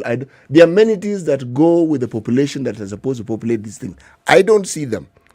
Now, so when people, the skepticism you spoke of, so when people talk about the things they want to do, I'm thinking, no. And then there's a plan. Yeah. There is a plan. So I'm already seeing things being implemented, and I don't see the implementation of some of these basic things in these plans. So when someone tells me about a future and a plan, I'm thinking, how is this going to happen when I can already see? But perhaps he will say that's what he hopes to change. You're talking about revenue. I also marvel when people talk about revenue collection. How do you even determine your revenue collection when you haven't determined the potential of what you can collect? Let's say you collect 10 billion a week and you're happy. But what could you collect? Because if you don't understand what you can actually master, you could be reaping a fifth of what you're supposed to, but you'll be happy with the billions, and yet you're losing the bulk of what you're collecting. Again, aspirants such as yourself who come here don't address these things. They tell us what they plan to do. Now, my skepticism is it bears its roots are in one simple fact. Anybody can talk about what they plan to do. I would rather we talk about what you know you can do. So, tell us, what can you do? You touched on two things, and these are very, very important issues. The issues of Eastlands Nairobi and the lack of recreational facilities, and the impact on that, on the level of happiness of the citizenry who live that side. How will they recreate? How will their kids recreate? So the men decide to go to the bars, and the women decide to go to church, and the kids decide to play on the streets, which is very dangerous. Now, what has caused this? This is just about corruption. My friend, when I get in there, I will recover those lands that were grabbed. I have the record. You know, whenever you subdivide a place like Kayole, for example, because that was land that was given to the city council by the national government, there were spaces that was designated for playgrounds. For recreation. For heaven's sake. We have two options. To sit down and allow those criminals to continue sitting on grabbed land, or to step in and get them back. Of course, you can tell my side of story. And you can also tell that they will gang up and deny me a chance to be governor of this Nairobi. So, what will happen? Nairobians will continue getting the poor quality leadership, and they will never get the services they need because of corruption. Number two, you talked about Eastlands also, and why we are not implementing these things, and why it looks like all these candidates look like they have no clue on how to implement. It's because they have no knowledge. I have the knowledge. I know I've been a part of the process of planning and a part of the process of implementation. I have bidded when I was in the private sector for the projects that were within the Eastlands urban regeneration. And why aren't they implementable? Because every time some people sprinkle political risk on it. You go to Kaloleni, you go to Makongeni, you go to Bahati, when we are just about to bring up new buildings, you tell those people down there, you mislead them, that this government that wants to develop better housing for you, wants to grab that land from you, and wants to steal the heritage that has been there from when your great-grandfathers were living in Bahati, Makongeni. For me, I can tell you for free, because I've been on the campaign trail. This is what I want to do. Those people in Makongeni, because they are my friends, Akina Aladwa, they hang around there. Yeah? Akina, the people in Kaloleni and Bahati. Those people who feel threatened, that their heritage is threatened, that their history is threatened, allocate them some land. Some little land within the whole of that area that they occupy. Then the remainder, redevelop it so that we unlock the potential in Eastlands Nairobi without any political risk. That's actually exactly what I would do. Very different from what you hear going around. So I think I've told you exactly what I'll do. But will that be allowed? Actually, let's take a break. Let's take a break. We'll continue the conversation shortly. It's 26 minutes to 8 o'clock. This is Kenya's biggest conversation, The Situation Room, on SpiceFM, broadcasting on radio and online. Our guest is architect Wachira Njuguna. He's the chairman of NCBDA. Now it's Nairobi County Business District Association. Wants to be governor of Nairobi, but also has served as a member of a cabinet of this county of Nairobi, a CEC in charge of urban renewal, and has done very many other things. We're talking about, so what does Nairobi need? And especially if you look at the business, from the business angle, not just the big business, but the small businesses as well. They also need to be factored in and to be considered. What do they need to thrive in this city? Kenya's biggest conversation continues shortly. We'll tell you also about Colgate. For now, go to Naivas, buy Colgate, and part of the proceeds of that purchase will go towards drilling wells in some 30 new wells by the end of this year in some 7 counties, and those will benefit very many people in the communities. We'll tell you how and where. The Situation Room, Kenya's biggest conversation. Brought to you by Colgate.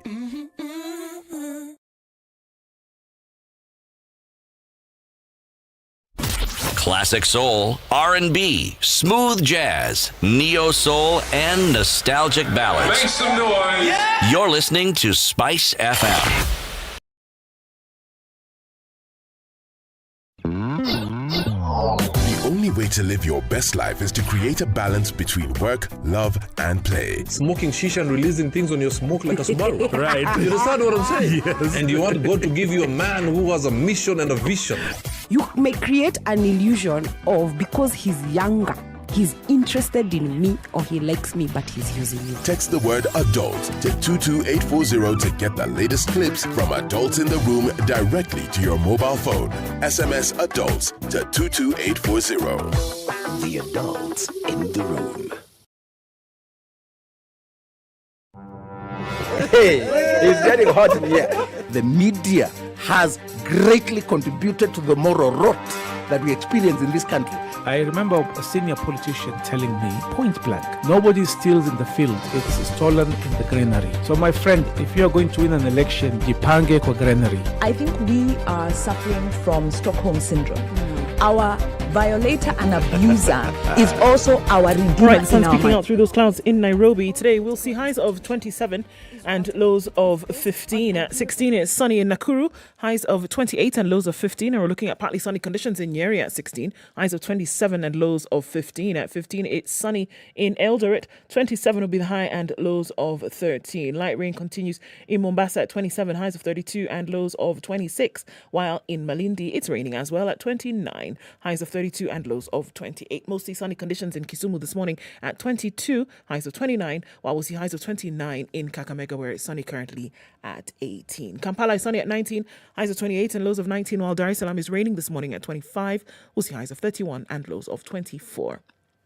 Partly cloudy conditions at 13 in Johannesburg, 19 will be the high and lows of 11, while Lagos is mostly clear at 26. We'll see highs of 33. We'll also see highs of 33 in a partly cloudy Kinshasa, currently at 23.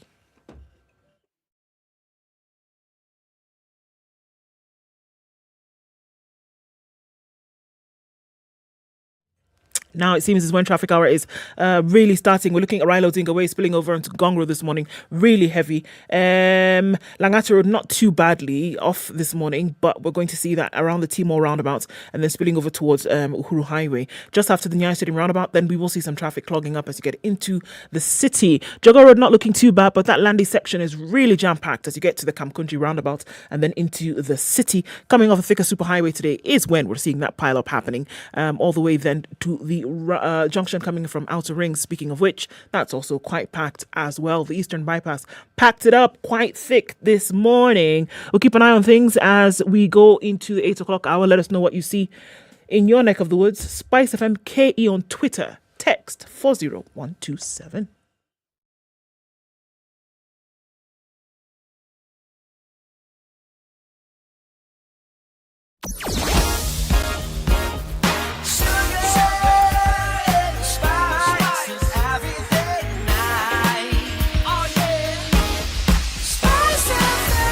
Spice up your life. Mature, intelligent talk every morning. Spice up yourself. It's 21 minutes to 8. This is the Situation Room. The conversation continues. Eric Latiff, Okoh, CT Muga, and our guest, architect Wachira Njuguna, chairman of NCBDA, who wants to be governor of Nairobi. He has served as CEC, Wachira, in charge of urban renewal. And this is in the Sonko administration. How long did you serve this? I served it for 2 years. I think a maximum of 2 years. Mm-hmm. And at one point, I thought through it.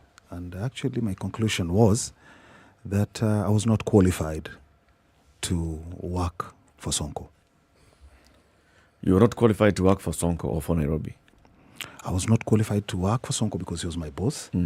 And I thought that I would serve Nairobi better as just a normal businessman out there in town. I would add more value to my city. What is the job of a CEC for urban renewal? What is the expectation? I was CEC in charge of planning, urban renewal, housing, all those things that concern the city's planning. It brings together the whole issues of zoning, the whole issues of urban development, the whole issue of improving the city through different projects that will add new assets into the city, that will ease and improve the quality of life of the people of the city using planning, using housing, affordable housing. Yeah. So all those things that you're telling us, that's what you were supposed to be implementing at that point. Yes. Looking at the Pangani project and making sure that it's going on course. Yes. Looking at the Eastlands upgrading project and making sure that it's going on course. That every new development in the city is going through proper procedure in approvals. And for 2 years you served in this. Did we feel any difference? Of course. When I was there, number one, you know Mukuru Kwajenga? Yes. In my time, we declared it a special planning zone. Whatever is happening in there, in the improvements in the infrastructure, all came from within my time, declaring it as a special planning area so that it's protected, and whatever developments are happening within that area are all in an organized way, and with the support of the national government. Why Mukuru? It was the first area that we thought of focusing because it holds very many people, and there were quite clearly difficult issues that needed to be addressed to try and improve the quality of the low-income earners within that area. And of course, it was a wider scheme under the Kenya Slum Improvement Program. So we decided step by step. We had already done, I think, Soweto in Bakasi East. We had done a bit of it in Dandora. And now we were heading there so that slowly, we would be able to now improve the low-income areas. Yeah. Okay. I believe that the power of Nairobi right now is not in the hands of the administration. I do think that there are those who control things, whether it's the money, who control the business, and many have used the fancy word like cartels to describe them.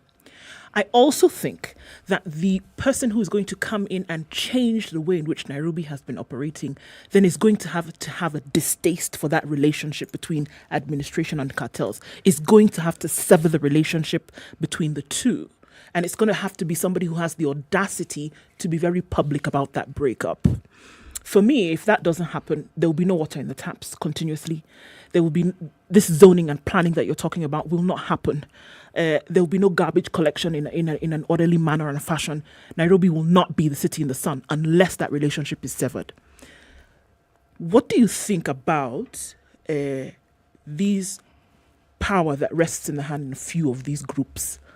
And how can that be terminated in order to see Nairobi thrive? Yes. The word cartello in Italian, if you Google it, is thief. Cartello. And then, of course, it comes down to English slang, where you group people who've conspired to get business and block others. They're called cartels. Key areas in the city, and I say that without any fear. key areas, key budgetary allocations, you find they are in garbage collection, contracts that touch on roads implementation, on the sector of health, and there are truly some people who are so deeply entrenched in the city, and they deny everyone else a chance to sneak in there, get some bread, and enjoy being a part of this city. In my administration, one thing that is very, very critical is that we must make sure that we bring in transparency. You know, whenever you're transparent, then the cartel or the thief, they steal at night. Yeah, they will not be able to come in, and then we make it possible for everyone to get a piece of the pie in the city. As we sit here today, Washira, do you know them? Do you know who them exactly? They're imaginary, and maybe you can see them by the type of cars they drive in town. So you don't know them? They are known. You know them? They are known. I mean, those names are there. They are the ones who collect, who repair all the roads. And how do they get the contracts? They go and bribe the governor. I've been there. They go and bribe the governor. So you're getting a contract. I mean, it's simplistic. I'm giving you a contract worth 300 million shillings. Please make sure that you give me a kickback of 30 million so that in the next election I have enough money to go and buy the voters in Nakuru and Korogosho. And we will never change. We will never improve this country. Are you really likely to deal with them, Washira? You've been in the Nairobi Central and now County Business District Association for many years. 11 years ago, you were vice chairman. 11 years later, you are chairman. Is it possible that some of them are the ones that have installed you into this position of chairman of NCBDA? You know them. They're your friends. How can you deal with them? The cartelos? Yes. No, I don't deal with cartelos. And I have no interest in promoting a control kind of an economy within the city. We need to liberalize. We need to give everyone an opportunity to do some work. I mean, if I was under the spell of cartels and I was under instructions from cartels to vie for the governorship of Nairobi, I would be having 100 billboards in the city. They would be financing my campaigns. Yeah? I don't have any of that money to go dishing out to the electorate so that they can vote for me. I am giving them hope. I'm telling them, look here, I will be your servant. Listen to me. Agree, accept me. Then I will owe you service. But if I had cartels behind me, dishing out money to me so that I can buy my political power, I would be loyal to them, the cartels. And I've said no. Yeah? I would rather lose this seat than getting there through the help of cartels or even through cronyism and nepotism. Yeah? Because what you're seeing now, and this is something very, very serious, we will never be able to move this city or this country if for you to be nominated as the governor of Nairobi, you must be a buddy of the owner of the party. So when you get in there, what happens? Your allegiance. Yeah. Or you are related to the owner of the party. For heaven's sake, it is very good for, like my party is Jubilee. And we believe that we should get the best candidate for this city. And we have different methods that we want to use. There is the issue of consensus. There is the issue of direct nomination. And if those things don't work, then we will go down to the voters. To the voters for the primary level. But then what will you get out of that? If you have people going in there for primary elections, and the most crooked, has most money and mobilizes the most, gets lorry loads of voters and takes them to the polling stations. And you end up getting the most corrupt becoming the governor of Nairobi. Does that method work? Are you saying that's a real risk for you today? It's a major risk for our party, Jubilee. That there are crooks who have a lot of money who are likely to influence the outcome of a primary. Why do you go stealing money from government and from the city council of the city county of Nairobi? You steal that money so that you can be able to go and bribe voters. so that at the end of the day, you can get power to get in there to steal a bit more, a lot more, and protect what you've stolen. You know, Mr. Washira, the businessmen, as we call them, or the carpetbagger, or the profiteer, that's their chosen line of work. That's what they're going to do. If you become governor, you will inherit a government and an administration and the people within it. In the absence of these people, these profiteers cannot work. You see, you are setting yourself a task that is an onerous task, a task that is very difficult to fulfill, because it's like trying to remove the cancer of greed from our people. Mm-hmm. The reason why they bribe is because they know people will receive the bribes. If people won't receive bribes, you will not bribe, because you know it will not be accepted. Now, the changing of people's hearts and minds so that they themselves can have the sort of vision that you have. This really is where I'm going with my question. How do you get people to understand that everybody stands to benefit much more when they actually do what they're supposed to do, as opposed to trying to get rich in the quickest way possible? Yeah, Muga, you're talking about three parties here. The giver of the bribe, the receiver, and the recipient of the services, the citizenry. How would you stop a hungry civil servant? Because they're paid salaries, they're not hungry. They just want more. I mean, for heaven's sake, how many times can you eat in the course of a day? You'd be surprised. You know, hungry and civil servant should not go hand in hand. You know, I did not say the civil servant is the corrupt person. But many of them are. No, they are not. And Civil I can tell you, servants. it is the businessman who goes there to entice the civil servant. Yeah, it's like the devil coming to a holy man like you. Yeah, when you're hungry and he brings you a loaf of bread. Brother Washira, yeah. I am far from being holy. You will take bread from the devil at any moment. So I can tell you for free. If we continue, you see, there's a political class.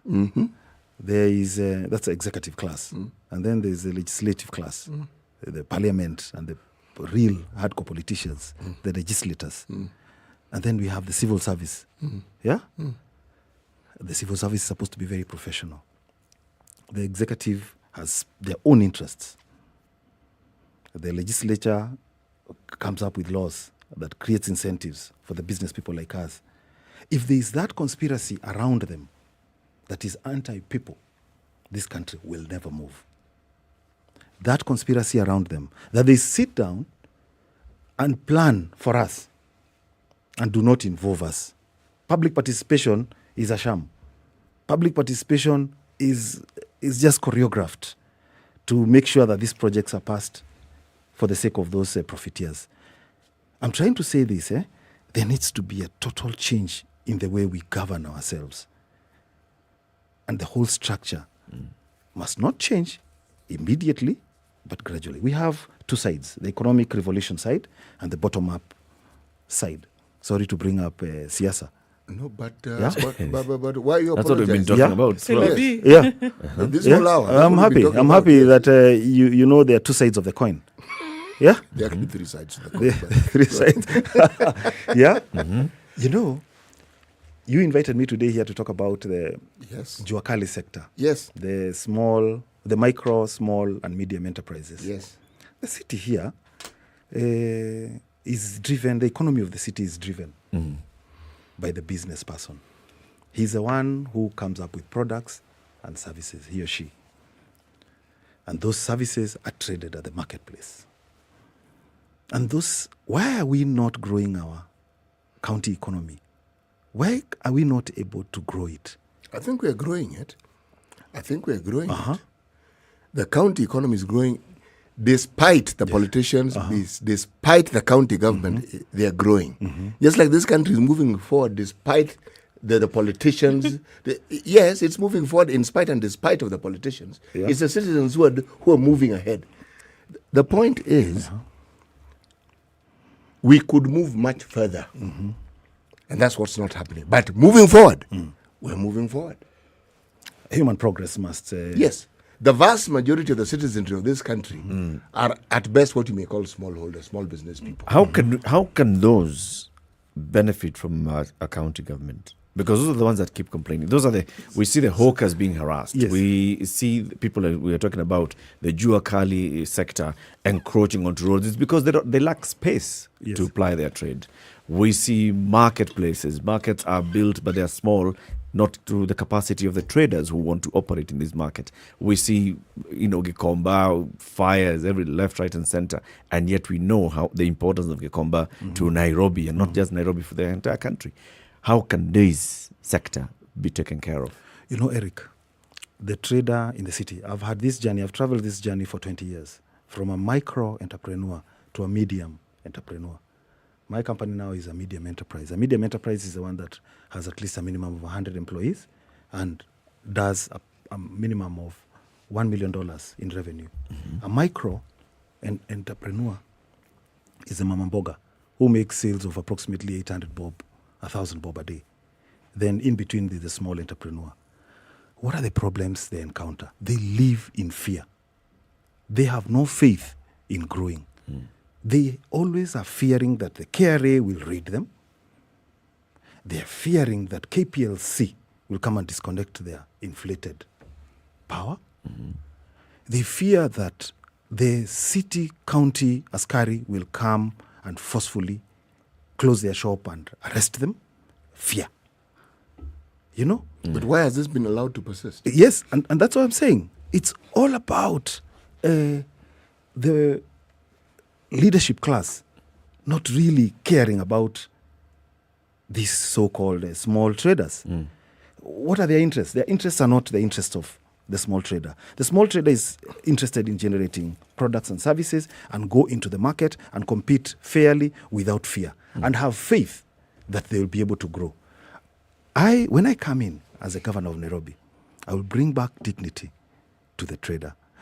I will not arrest a hawker. Why would you arrest why would you cut the hand that feeds you? I will not arrest the hawkers. Number two, we should be able to get these hawkers, designated areas for them to be able to do their trade. For the micro, small and medium enterprises who are in industry, manufacturing, they should be able to get industrial parks. They get massive, when we are investing all this money in roads, and it's very good what Uhuru has done. We have had roads that connect now the marketplace and the customer. Fantastic. They've eased the cost of doing business. But now going forward, under economic revolution, you can tell my side of the coin, we should be able to get a lot of money allocated in industrial parks so that those parks, we can get most of these people confined there, where we can be able to improve their skills, where we can be able to give them affordable... I'm going to halt you right there. Affordable credit. I'm going to hold you right there because you're now sounding like the other people who sit there. Okay. There are 2 million individuals in this city who are in that so-called informal sector. In 8 years' time, we'll have a population of probably, how many? 12 million in this city. And that's what the planning I was talking about. Because everything you're saying, if you have 12 million people, one way or the other, the income of this city will increase. But as it increases, will the services and the provision for the things they need also be increased? Now, that's what a governor ought to be telling us about, or somebody wants to be a governor. See, at the end of the day, we are talking about congestion, we are talking about water and services. But listen, those 12 million people, I do not even want to talk about the high level services. I'm very concerned that those 12 million people should not be living in slums. That is the main problem. We have a problem. We need first to sort out 5% of the land mass in this. Yes. 5%. Yes. So surely, how do we increase that so that they can actually have the spaces in which you live in? I mean, we can expand within the Nairobi metropolis. But what I'm trying to say is this, not to sound like all the other Tom, Dick and Harrys who've been around here. Yeah? Listen, how will we grow the economy of Nairobi beyond what we have? Because my goal is to make sure that we double the economy of Nairobi from approximately 4 trillion to 7 trillion, 8 trillion. We must make sure that these small traders in goods and services are able to go within the wider East Africa. It doesn't make sense for us to be confined within Kenya. We need to make sure that the sofa set maker in Umoja is able to sell his sofa set in Comoros. One time when we had a conference on low-cost housing. Sorry, I've got to cut you short, Bashira, because time. Okay. Time has done the thing that it does. Thank you very much for joining us today. And we wish you all the best as you continue the conversations. Wachira Njuguna is a chairman of NCBDA, and he wants to be the governor of Nairobi City Council. We've been having a conversation about what Nairobi needs, especially for the small trader. Keep it here for more. It's 8 a.m. Spice up your life. The latest news from around the world. 94.4 Spice FM.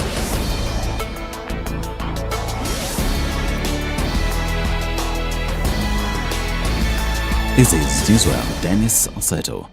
The United Democratic Alliance now says that members of the parliamentary group caucus who are not in a party nomination contest will be deployed to selected counties during the exercise. The resolution was arrived at during a meeting with the party's National Election Board on preparations for the primaries. According to the statement, the purpose of this deployment is to reinforce the party's own responsiveness in case of extraordinary political challenges and unexpected events. Now, former Funyula MP Paul Otuoma has won the ODM party nominations for Busia governorship position. Otuoma defeated his closest rival Florence Mutua by garnering 186,675 votes against Mutua's 100,549 votes. Speaking after the victory, Otuoma congratulated the people of Busia for coming out in large numbers and peacefully to participate in the event, as well as congratulating the party for running a satisfactory nomination. It has not been an easy exercise to carry out nominations, but I think we all appreciate that this time we have had it very peaceful. We have had everybody included, and I think we have had a verdict that is satisfactory, not just because I have won, but I also believe in the party ODM, and when ODM succeeds in doing something, the whole family of ODM succeeds. I hope this is going to be replicated in all places, that we do a credible nomination process. Otuoma has already been handed a nomination ticket and is now awaiting the D-Day on the August 9th general elections. Now, Foreign Affairs Cabinet Secretary Ambassador Rachel Omamo has welcomed to Kenya Yeo Sang-jun, the new ambassador of the Republic of Korea. The CS noted that the long-standing ties and collaboration in capacity building and research, infrastructure, science and technology, energy, education and health, among others. Ambassador Omamo also congratulated the Republic of Korea on the successful 20th election held on March 9, 2022, and expressed government's commitment to work closely with the new administration to advance the bilateral relationship between the two countries. Meanwhile, Tariq Mohammed, the new Commissioner of the People's Republic of Bangladesh to Kenya, paid a courtesy call on Ambassador Omamo. Now, the private sector has urged for cooperation with the public sector, media and civil society to find long-term drought mitigation measures. The sentiments were made during the launch of the Pamoja Tuungane campaign aimed at rallying Kenyans to support those suffering from the effects of the prolonged drought. During the event, Safaricom PLC and M-Pesa Foundation flagged down foodstuff worth over 100 million shillings to be distributed to some of the hardest hit counties, starting in Marsabit. The country's largest supermarket chain, Naivas, who are also supplying the food hampers, are also supporting the donation by providing free logistics. Kenyans have also been encouraged to donate their bongo points or cash to enable purchase of food items to be distributed to some of the worst affected counties. This, as director of the Meteorological Department, Stella Aura, has revealed that her department was only 35% sure when it announced that there will be rain in various parts of the country. In a statement, Aura also said that some indicators of heavy rainfall change frequently, and thus it is difficult to fully predict the weather. Her statement means that the drought being experienced across the country will continue, further painting a grim picture on any possibility of food prices going down. And bodaboda operators in Ongata Rongai, Kajiado County have launched a campaign dubbed Crime Support to sensitize residents on crime and advocate for legitimate sources of income. In partnership with members of the Ongata Rongai community and supported by Crime Support organization, The operators embarked in a campaign to curb increased cases of crime in the community. The initiative also aims to creating awareness on alternative measures to curb increased cases of rape, defilement, theft, gangs and drug abuse, which mostly involve border riders. According to the Crime Support Program Officer Ruth Njoki, incidences of crime have increased in the area, hence the need for the sensitization exercise. And Russia is poised to take the strategic city of Mariupol and unleashed a massive offensive in eastern Ukraine as fresh diplomatic efforts with Moscow to broker a peace offered little hope of de-escalation. With the war grinding towards its 7th week, Austria's leader said he had raised alleged Russian atrocities as he became the first European leader to visit President Vladimir Putin since the invasion began. This is Newswire. I'm Dennis Sasseto. Good morning.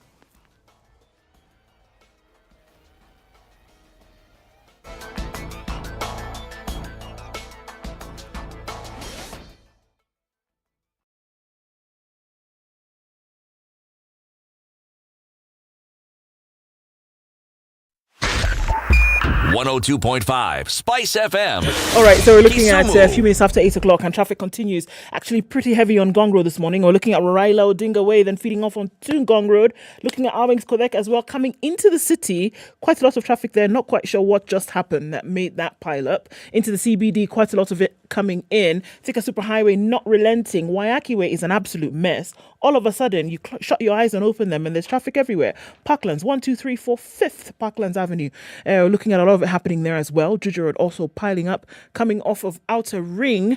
What else are we seeing on the Eastern Bypass? Some traffic there, coming off Mombasa Road, out towards North Airport Road, and then spilling onto that. It looks like traffic hour started half an hour late, and it looks like it's going to continue for some time. Let's keep an eye on things. Hopefully we can keep out of the sticky. Talk to us on SpiceFM KE on Twitter. Text 40127. Let's keep things moving this Tuesday.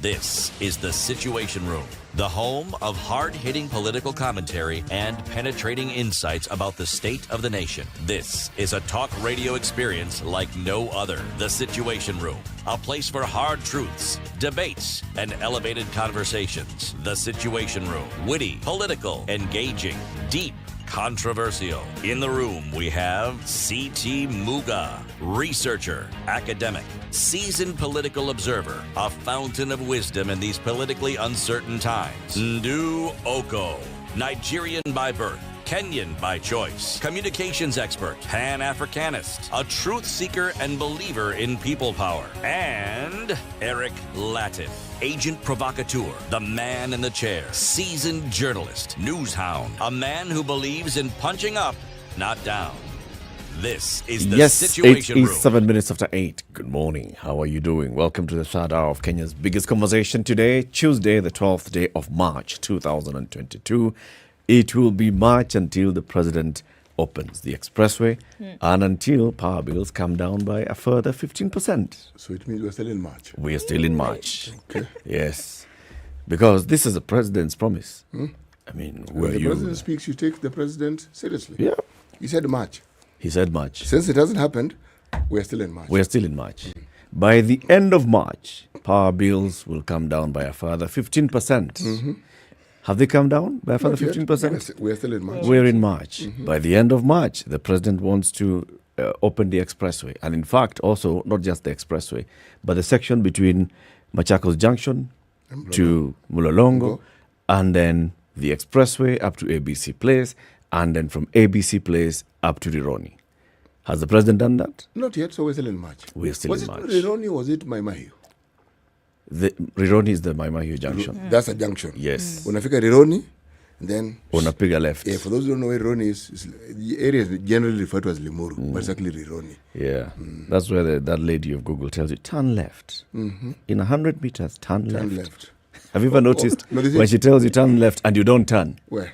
And then you miss, and now she has to recalculate where you really confuse her. Yeah. But she confuses me. She gets a bit irritated. Take the first turning on.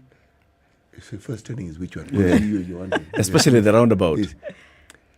Take the third exit. Third exit, your gun. Anyway, we'll have a conversation this hour on energy transition. But before we do that and introduce our guest, let's hear today's proverb. Right. Today's proverb is from the country of Liberia, whose president is someone by the name of George Weah. Mm-hmm. Okay? Do not measure the timber of your house in the forest. Timber, wood, comes trees. Trees, forest. House. House, build. Timber. Yes, not forest. Timber. Timber, tree. Tree, forest. Determine what you need before you go to the forest. Don't go to the forest and then determine. Okay, Sasa. This one now. How many staircases can I get from this tree? No, figure out how many staircases you need. Figure out how many wood panels or whatever it is you need the wood for. Then go to the forest. Go to the forest to the shopping list. Kabisa. Forest, supermarket, blah, blah, blah. Go with the shopping list. Don't just go and start pushing trolley. Na hii mafuta imepanda.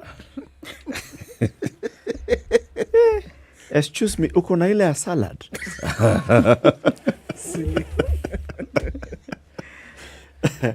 Anyway, our guest this is Sharon Atieno. Sharon is the Gender and Advocacy Officer at Practical Action East Africa. We want to talk about gender equality for an inclusive energy transition. Sharon, good morning.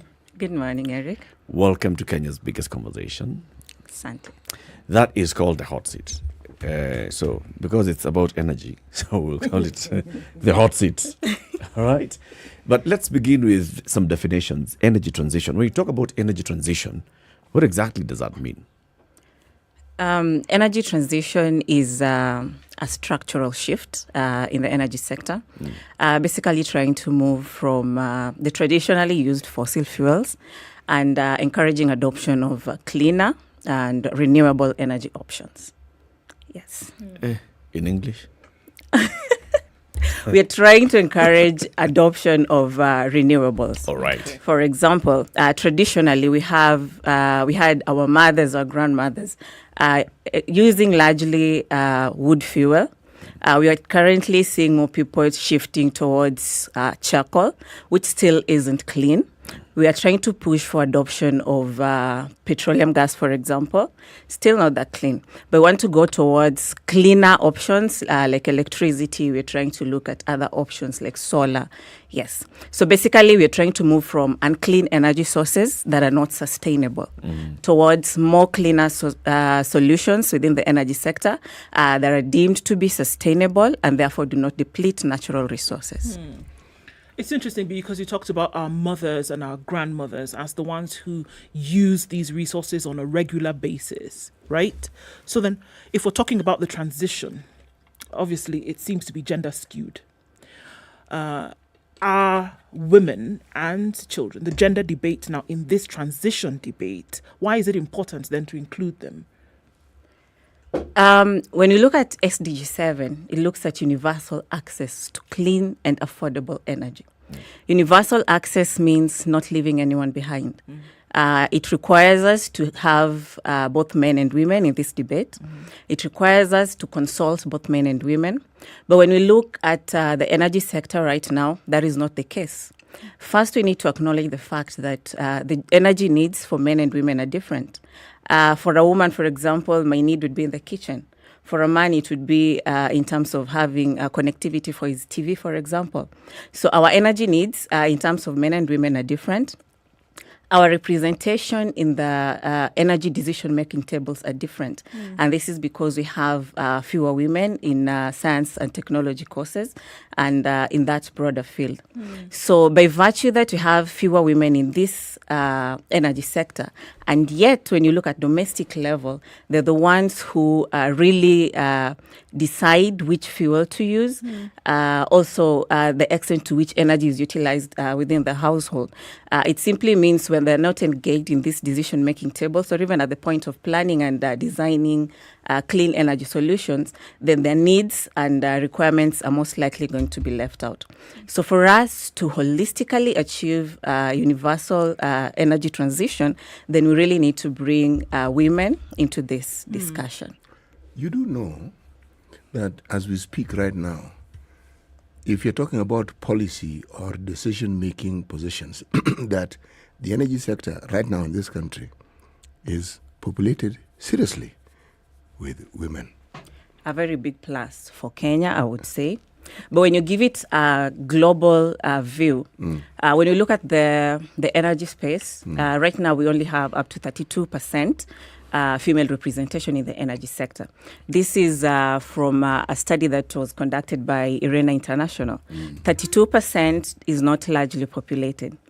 Coming down to the Kenya sector, I would say we are trying, considering the fact that our energy sector has recognized the need to mainstream gender or integrate gender in energy planning and policies, appreciating the fact that at least right now our CS for energy is a woman, Honorable Monica Juma, a very good plus. And Kenya being one of the first countries to come up with a gender policy for the energy sector, recently launched. It was launched in 2019.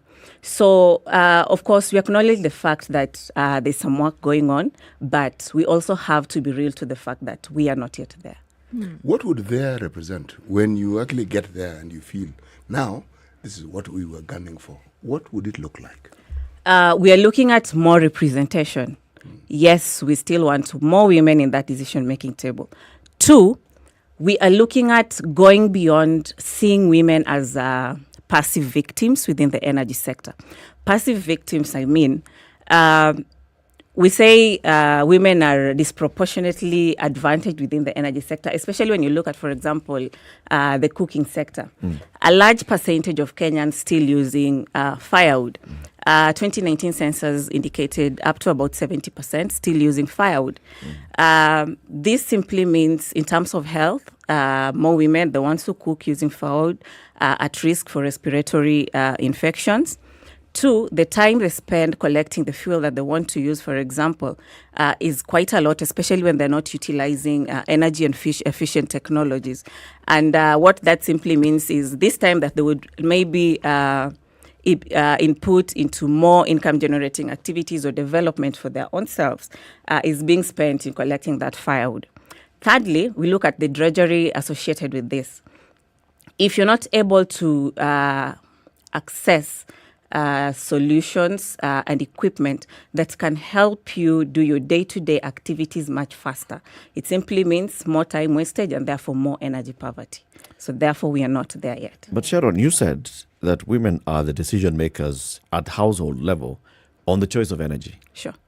So already at that level, the women have made the decision that this is what we're going to use. We're going to use firewood, or we're going to use LPG, or we're going to use solar. And they also have the decision on what to purchase.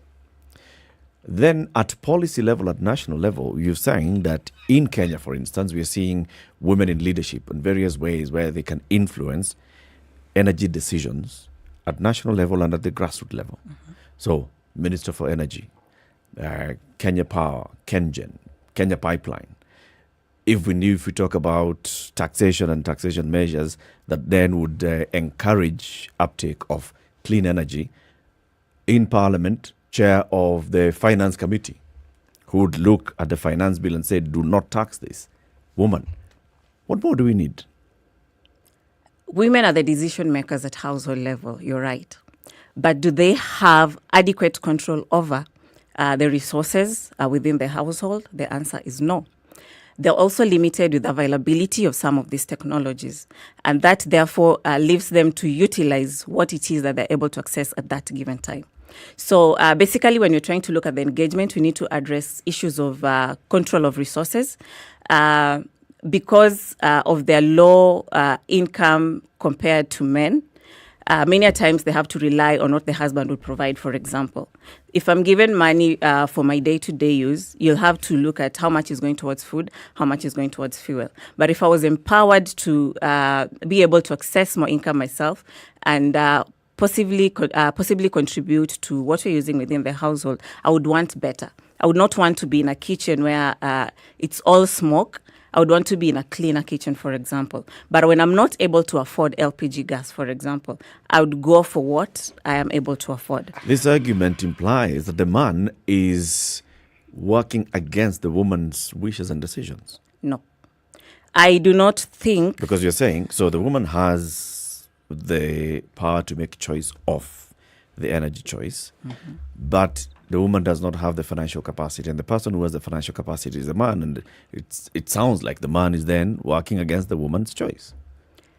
The gender discussion has never really been about the man being against the choices the women can make. It's more about looking at what a partnership between the man and woman can really achieve. We're looking at men as more empowered in the society, and women as a resource with potential that has not been fully tapped. So basically what we're looking at is what would happen if the empowered man is able to join hands with a woman who is also empowered. The result is going to be definitely double and even better. So just like I was saying, I do not think any man of sound mind would want to give like little resources to the family when he's able to provide. So what we want to see is how best we can invest in this, in the potential of this untapped resource to holistically build up the society and achieve holistic development. What would the participation look like, Sharon? What would participation of women look like in this? Men and women across board. Because here we are saying that there's a debate that's happening at this level, right? People are making decisions about energy and use in the country. And then we have this lower strata of folks who have to basically use what they have because they can only afford. But if they had a choice, that they would obviously pick the better, safer option. So how would they then be able to participate in this conversation that's happening up here? One very simple approach would be investing in the entrepreneurial potential. And secondly, looking at their role as change agents, considering their social placement in the community. In terms of the entrepreneurial potential, currently we have a significant proportion of women groups that are making clean energy solutions, like briquettes, for example, as a source of fuel, like improved cook stoves. We have the Uhai and Upesi jikos, for example. So if we could build their capacity in terms of improving quality of products made, link them to markets, link them to finance so that these businesses can come up, then we're going to have a stronger force of women coming up in the energy sector. And one thing I like about what the grassroots women are doing is it is, one, affordable. Two, they are already in the community and therefore very accessible. So this helps to address the issues of accessibility and affordability.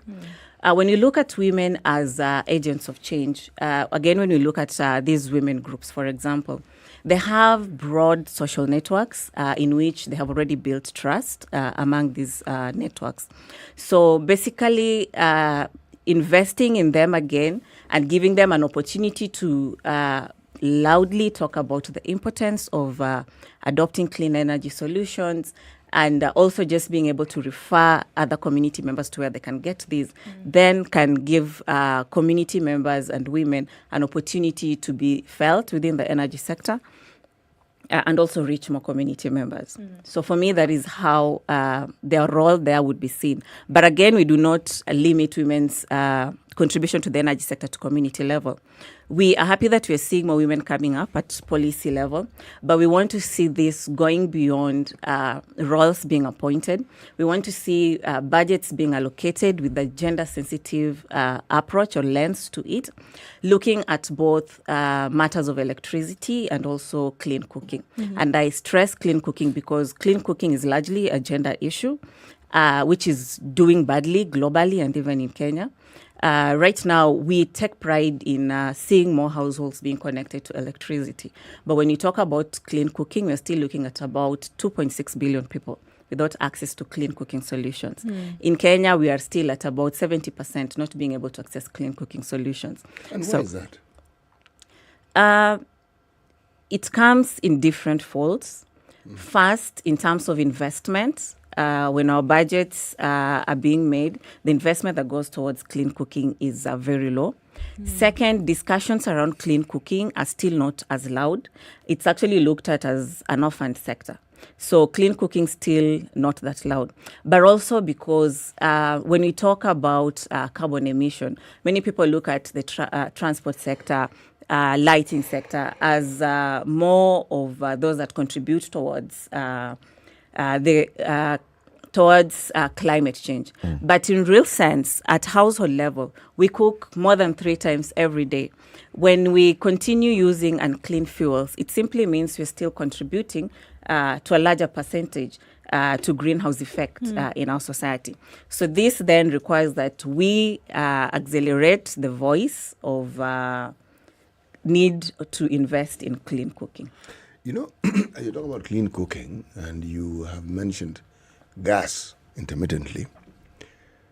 I have looked at how the electricity sector have tried to make electricity more user-friendly with the introduction of tokens. Yeah. Now, gas is readily available. Is it possible for gas to be sold in the same way?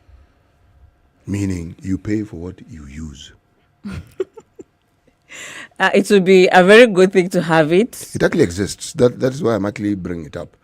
I've actually seen it, not been told, where gas tank as usual and a gadget. So you literally pay for what you use. You use it, it's tabulated, they have an amount, and that's what you pay. So it makes gas affordable. You see, an entire cylinder is now 350. That's a 13 kg. Yeah.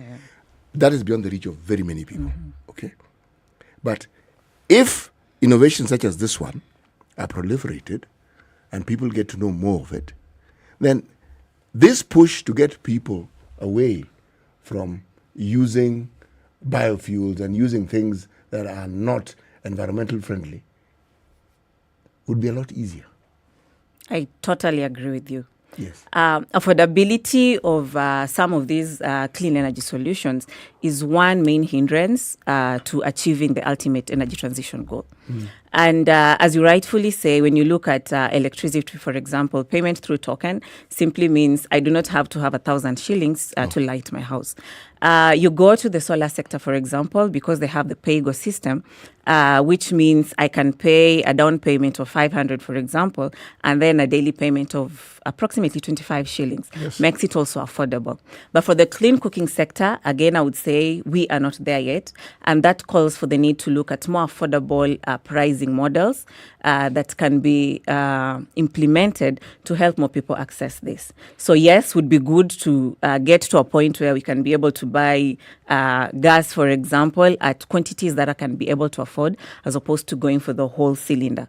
But in Kenya, we are not there yet. A very good suggestion, yes. Actually, we are there. That's the point I'm making. There's an organization called Gas. I even know the name. It's what they do. And the very thing you've discussed is what they present. They work in the Kibera area, part of the Kilimani area. The point I was trying to make is that when you push the agenda that you're pushing, which is a delightful agenda, and I think it is important, the idea of centralizing the discussion around the empowerment of women, excellent. There is always a little detail of having people within your sector understanding and keeping abreast of all these innovations that keep coming up. It can't be that you're doing what you're doing and also be in touch with these things. There has to be a group who do precisely that, because as I said, it exists in this country and it's there even as I'm talking to you now.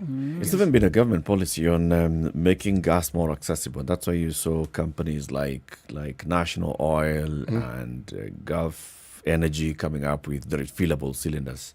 Small, you can refill gas for as little as 50 bob, which is equivalent to buying a gorogoro of Makar. But the problem again comes with the same policy that is pushing for this. Is the same policy makers who will come and heavily tax LPG. So it becomes unaffordable and again. The same thing you're saying. So there's a push toward this, but it sounds like the same push is being pulled by government introducing heavy taxes on this. So it makes it less affordable to get LPG, less affordable to get electricity. We're talking about electricity. Electricity is expensive. It's extremely expensive. We're talking about solar panels, steel, getting those installations in the country. How much is policy taking us towards that? And I think let's continue the conversation on that note after we take this break, looking at what do we need to do to see gender equality for an inclusive energy transition. What is it that we are doing in terms of energy transition? Sharon Tieno is a gender and advocacy officer at Practical Action East Africa. So she'll tell us what they have done so far to push for this inclusive energy transition and what policy needs to do to get us to that point. 29 minutes after 8, Kenya's biggest conversation, live on KTN Home, on SpiceFM, on YouTube, and on Facebook. We'll be back shortly.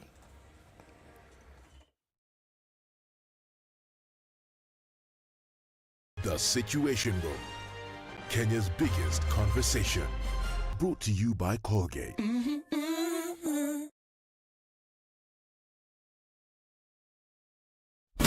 Classic soul, R&B, smooth jazz, neo soul, and nostalgic ballads. Make some noise. Yeah. You're listening to Spice FM.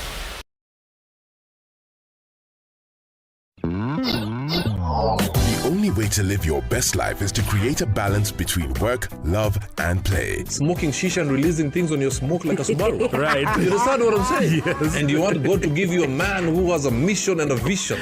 You may create an illusion of because he's younger, he's interested in me or he likes me, but he's using me. Text the word adult to 22840 to get the latest clips from Adults in the Room directly to your mobile phone. SMS adults to 22840. The adults in the room. Have you seen them?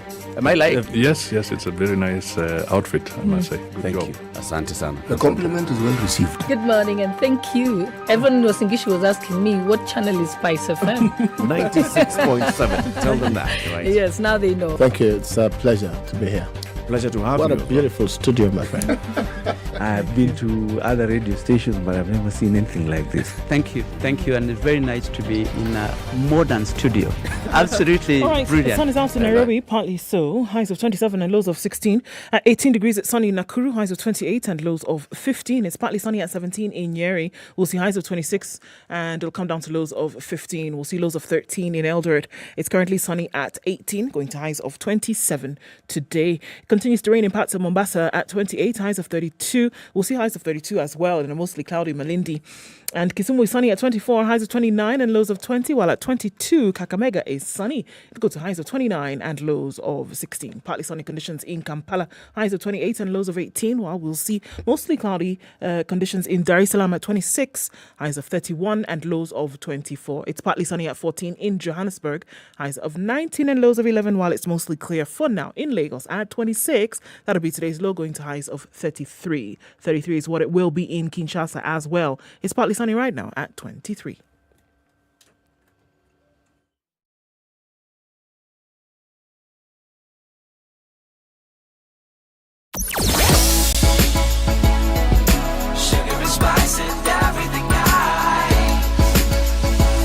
All right, still continues on the Thika Superhighway this morning, getting out towards that Pangani underpass. It started late, but here we are, full flow of traffic. We're also looking at it easing up just a tad. Well, no, that's a lie. It's not easing up on Y and Raila Odinga Way. Coming off of Langata Road today, quite heavy, really heavy, bumper to bumper. And all we see is red heading out towards the city or going via Raila Odinga Way. Ngong Road also really busy right now, and Uhuru Highway is taking off some of that heat.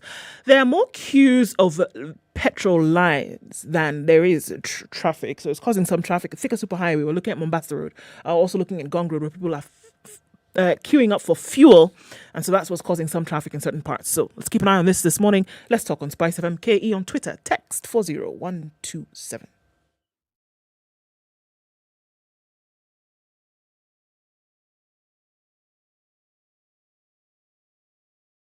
Classic soul, R&B, smooth jazz, neo soul, and nostalgic ballads. Make some noise. Yeah. You're listening to Spice FM. Mature, intelligent talk every morning. Spice up yourself.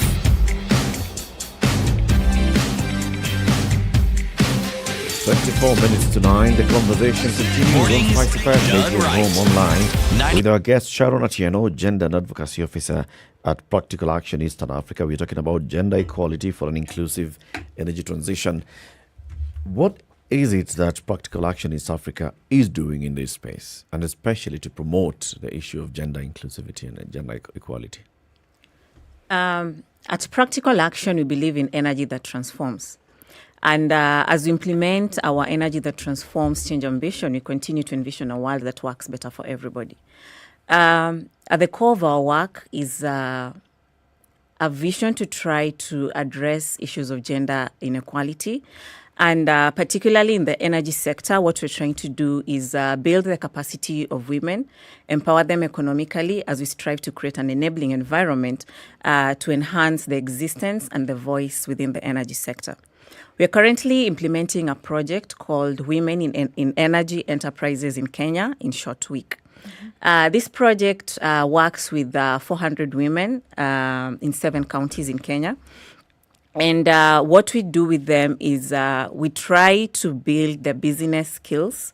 We link them to markets. We link them to financial support from formal financial services, but also at their own level, we try to encourage village savings and loaning as a way of inculcating a savings culture, as we try to enhance access to finance, which sometimes is difficult for women-owned businesses to access.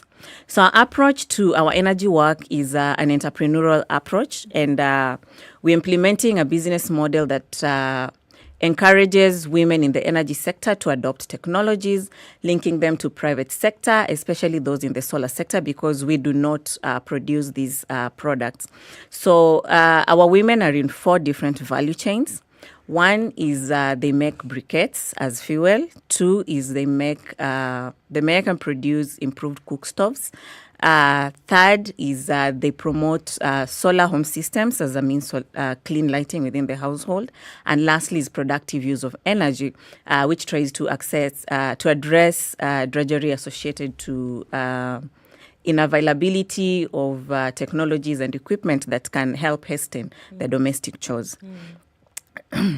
So these 400 women at community level serve as change agents. At their very own grassroots level, they're able to convene community members to teach them about the importance of utilizing clean energy. And the good thing is every time they talk about them, then they have this product. So community members are able to get them. Beyond what we do with them directly, which also includes provision of revolving funds, continuous mentorship, and the linkages that I've also talked about. We also engage at policy level, both national level and the county level. I earlier talked about the gender policy for the energy sector, which is one policy that Practical Action really prides itself in having actively participated in development to the point of launch. And at the moment, we serve as vice chair for the gender committee that really tries to oversee implementation of this policy. At county level, we also just try to work with the governments to try to invest in one renewable energy, which for a very long time has been a forgotten sector, mainly because of limited budgets and the emphasis that was put on electricity, the street lights and household electricity. So we try to remind them that access to energy goes beyond electricity, but we also just need to come down to this clean cooking aspect. So basically, that is the work that we have been able to do at Practical Action. And we are seeing significant successes in terms of community acceptance, in terms of accessibility of this product, in terms of agency empowerment for these women, many of whom at the point when we were recruiting them did not even believe that their businesses could impact the societies in the ways that they have. And right now they can proudly stand up and talk about how they've been able to change lives in their communities. I particularly like one story from a group we support in Kakamega. They're around Kakamega Forest, and that community, they used to have many of them having to go to Kakamega Forest itself to collect firewood, and they would do that every other day. But since we started working with this group, it's called Valonje Mhonje. Since we started working with this group that produces briquettes, it produces improved cook stoves, and also sells solar. The community say they do not have to go to the forest as much as they used to go. And going to the forest for them was a security risk. You never know who you're going to meet. And yes, there are stories in the community of those that unfortunately fell victims. So right now, the community is happy. When you want to tell the story of Valonje Group, you do not even need to go to the community members, to the group members themselves. The community tells the story. The area chief tells the story. And this is one group that has also produced a woman who, out of her work, was fronted by her community to be appointed as an assistant chief, a role that she never thought she would ever play. And the best part about it is, for her, her work in promoting clean energy is deeply embedded into her, so that in as much as she's now an administrative leader, anytime you walk into her office, you would still get clean energy solutions being showcased in the office. You talk about I'm still going back to that. You talk about the importance of having women at these decision-making positions. How do you see the direct impact that having a woman sitting in this position, or having somebody, not necessarily a woman, but somebody who has come to grips with the situation here, whether it's cooking, whatever it is, having somebody who is in touch with that situation at that decision-making level, what difference then would you see? What would be the trickle down? We would have more research being carried out at community level to be able to identify the exact gendered barriers within the energy sector. These results would then inform how the money is supposed to be invested. Currently in Kenya, we are suffering from lack of data. We do not have sufficient data in terms of energy access before we even go to the sex aggregated data.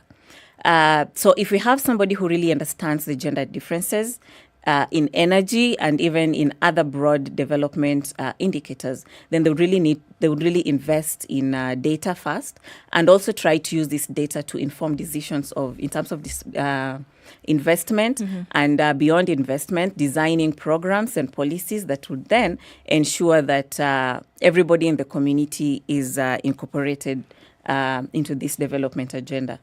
Yes. So I hear what you're saying. You've done at community level, you've influenced policy formulation, you have influenced community leadership. At county level, is there anything that you've done to influence budgetary allocation towards clean energy? And especially when you're talking about, one of the greatest challenges that the community has and the people who are going into enterprise is access to finance, in terms of like credit guarantee schemes by the county governments, so that the people who want to go into the clean energy business are able to have cheaper access to credit. Are there such kind of things that you're doing? Yes. At county level, yes, we have tried to engage policymakers. I wouldn't say we have had much success in terms of budgetary allocation, but we have had the counties, one, we have achieved their goodwill. Two, we have had specific counties just trying to chip into activities that are geared towards awareness creation of clean energy technology, something that previously did not exist in their budgets. Migori County, for example, supported an energy trade fair, specifically for community level producers of clean energy technologies to be able to teach community members. That is one activity they have never implemented and didn't even budget for, but they fully funded that, just to see that they're currently seeing the importance of having this done. But beyond that, there's an ongoing project called Sustainable Energy Technical Assistance Program. And this tries to engage all the 47 counties in Kenya to create energy plans for the different counties. And in doing this, the gender is deeply embedded into it. So it has to look at both energy for lighting and energy for cooking. Therefore, at the end of developing these energy plans, if well done, then they're going to be able to definitely put budgets for these different activities, and at that point we're going to see a success. It is not a dream for the far future because these are discussions that are ongoing. It's a project that has been approved by the Council of Governors, and therefore once these county energy plans are done and they're going to be culminated into a national level plan, then we definitely will have a reason to push for budgets, and the county is also going to see reasons as to why they really need to do this. We're at the stage of formulation of the next phase of county integrated development plans.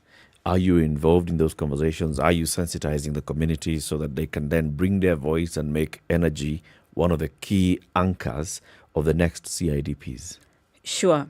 What we have been able to do with the women that we directly support, because they're in groups, we try to create conversations between them and the counties. We try to give them an opportunity to share their plight with the counties, to talk about what is important to them, and therefore pushing the counties to be able to really consider this. And over and beyond just talking about their plights, they're also able to talk proudly about what they've been able to achieve, giving them a reason to be heard and to be recognized. With this, yes, there are already ongoing discussions about developing the county energy plans, and these are going also to be inputted into the round 3 of the CIDPs being developed. So once we have this captured in the county energy plans, then definitely they're going into the CIDPs. But even beyond the discussions we have with these decision makers, yes, we continuously keep our entrepreneurs updated of public participation opportunities where they can continue to voice this. So it's an approach that we are having both at policy level within the counties and also within the communities. I'm curious to know. Sorry, Siti, go ahead. No, please go ahead. I insist.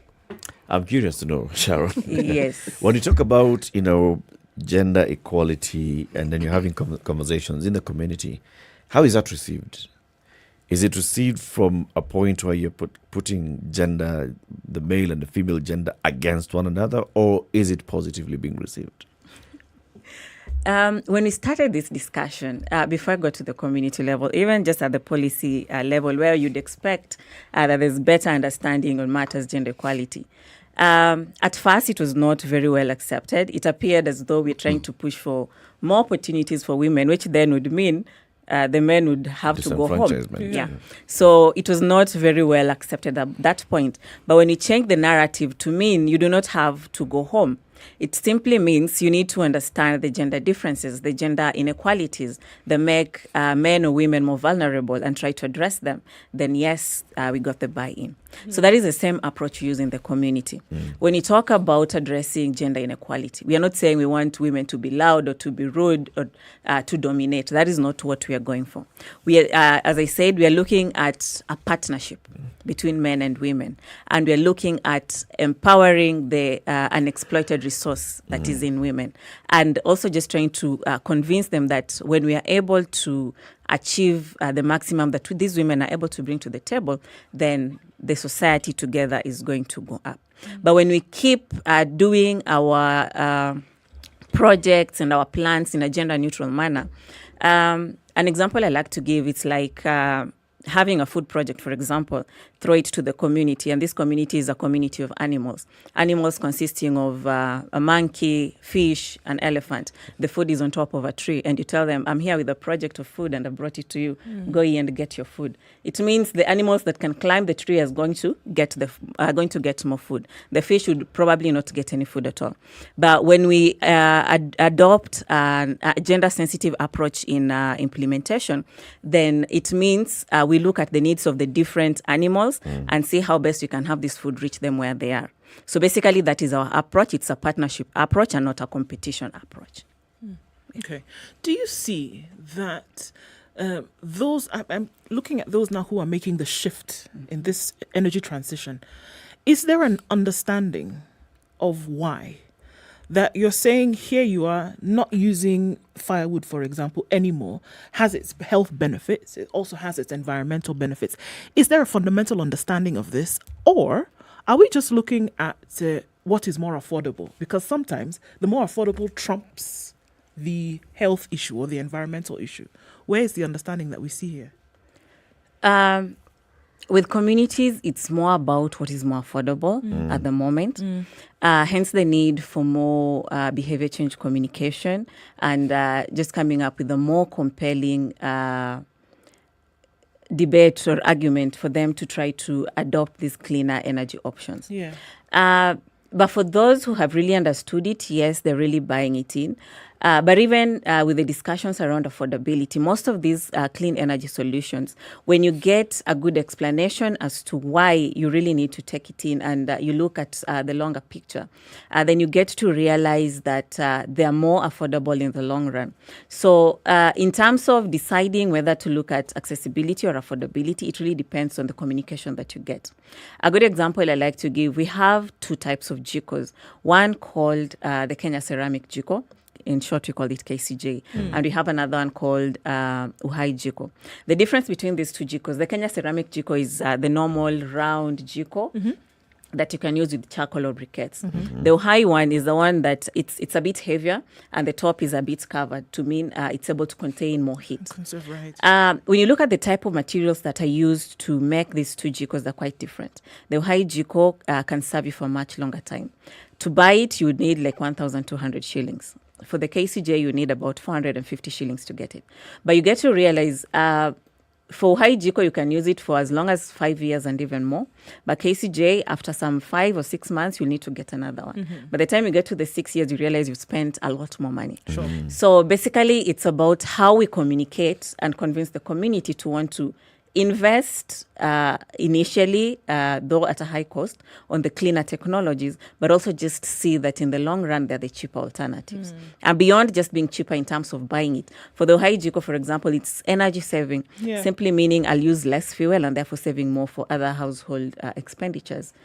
So are we looking at something that's then serendipitous in nature, that the environment then is conserved as a result of this more affordable thing, that even though you may not be thinking about the health benefits and the environmental benefits, if the affordability is what we are going for now, and maybe it's just a better situation to operate within, then these other things come as a result of this initial action. And then is it then an acceptable way to go? If we can deal with the affordability, there are many other benefits that come along with it. So we can go that way, and these things come as a result of that. I think it's better to give it a holistic approach. You could go for affordability, but the impact in terms of environmental degradation quite high. Therefore, you're not helping as much. You could go for affordability, but the impact in terms of health and even security for your household members, not as good. Therefore, it's better to look at all these aspects as a selling point for better or cleaner solutions, as opposed to just looking at affordability as a compelling reason to buy. What I'd like is for you to explain to me how it is you have gone about getting the community to actually understand these benefits. Because essentially, as you correctly put it, you are introducing change. And human beings, by their very nature, will resist change. Yes. You're very right. I see many community members argue that, especially the ones that use the 3 stones, when they see a lot of fire, the flames coming up, then they feel it's hotter. And that is why when you talk to them about these other energy options, where they do not really see the flames up high, then they're like, this will not cook my food. Yes. And this is something that is deeply rooted into them and requires a constant conversation. Behavior change, we say, is something that takes time. So you need to continuously talk about it, continuously show that it's working. So what we do is we demonstrate how they work. We demonstrate the fact that they're able to last even longer. We demonstrate that they're better for your health. For example, trying to compare charcoal and briquettes burning, you look at the smoke that could be coming from the charcoal or even the firewood compared to when you're using briquettes. So try to use demos as a means of communicating this. We use road shows, we use baraza forums, just to make sure this conversation is going on. But over and above that, as I said, we work with women and leverage on their social networks, people who already believe them. If I'm able to see my neighbor who I know very well taking up a cleaner energy option and coming to sell the same to me because she's seeing the benefit from her community, from her kitchen, then it's easier for me to be able to take it up.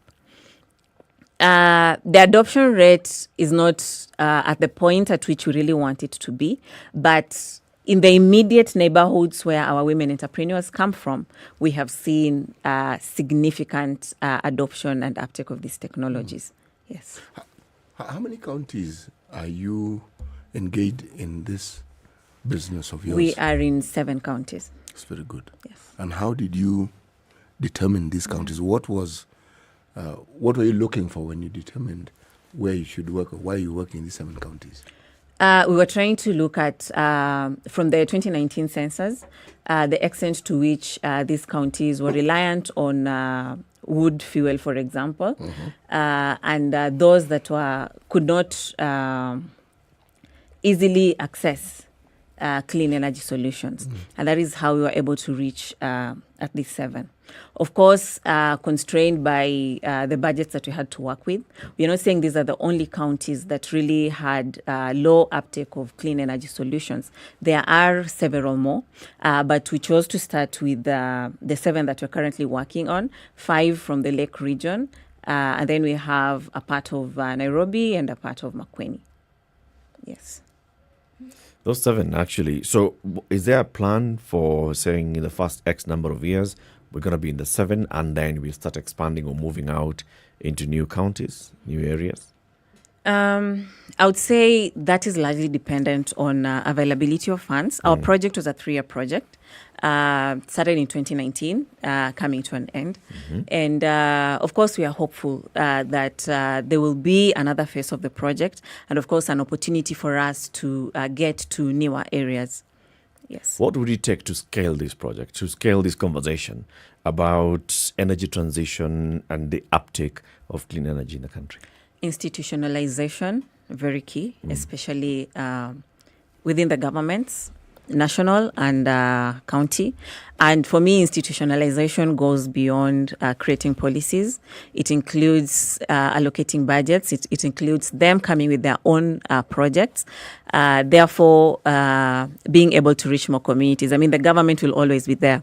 So if they're able to have some projects that push for clean energy, then that is something we can say can be sustained. We need to have discussions with the private sector. Also just to see how best to invest in both men and women and find a business sense that would motivate them to want to invest in these people. We're having discussions with other partners. Of course, we know we have different energy projects within the country, some that are not quite keen on the gender issues, but we're having discussions with them just to try to see the reason why having a gender-neutral approach might not give us better deal as looking at these with a gender lens.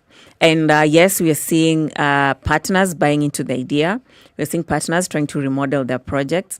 And just having this gender equality discussion as part of the proposals of the right being a winning point for some of them. So yes, I really feel we need to invest in institutionalization and budgeting. But over and above that, I feel we already have a significant number of both men and women at grassroots level that are really trying to contribute towards the clean energy agenda. Muga talked about being aware of the stakeholders that exist. So I feel these are a very important stakeholder that need to be mapped. I try to compare this to what we have in the health sector, the community health volunteers, recognized at grassroots level. Are we able to have similar, for example, for the energy sector, so that we know where these groups are, we know their capacity, and have a discussion about what we can do to make them more vibrant, to be able to reach a larger percentage of the community members. With that, then, I feel the domestic energy needs can easily be addressed and let the country continue investing in more national or industrial energy needs. Okay. Yes. Thank you very much, Sharon, and all the good work that you're doing in the 7 counties and even at the national level in terms of being thought leaders on the issue of energy transition and bringing gender equality in this conversation. Thank you for joining us today. Come again soon. Sharon Atieno is a Gender and Advocacy Officer for Practical Action East Africa. She's been telling us about what the organization has been doing to promote and push for gender equality for an inclusive energy transition. You're working in 7 counties. Let's tell you about someone else who's also working in 7 counties of Kisumu, Siaya, Kakamega, Migori, Kwale, Kitui and Homa Bay. And this is Colgate, working with Well Boring, a UK NGO that have done 90 water wells in schools, supporting 120,000 people in these communities. And they're saying we'd like to do 30 more wells by the end of this year. So how do they do that? If you buy some Colgate today, and that means that any of your Naira supermarkets, part of that will go towards making sure that 30 more water wells are sunk around the country. So buy some toothpaste, essentially. And then part of that goes to making sure that that happens. Buy toothpaste, sort out your smile, sort out somebody else's smile. Thank you very much for watching Kenya's biggest conversation, especially those watching on KTN Home.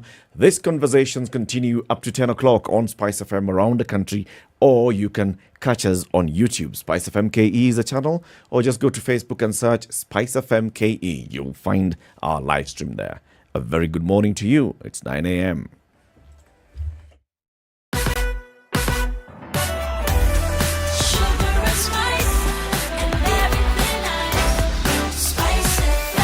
Spice up your life.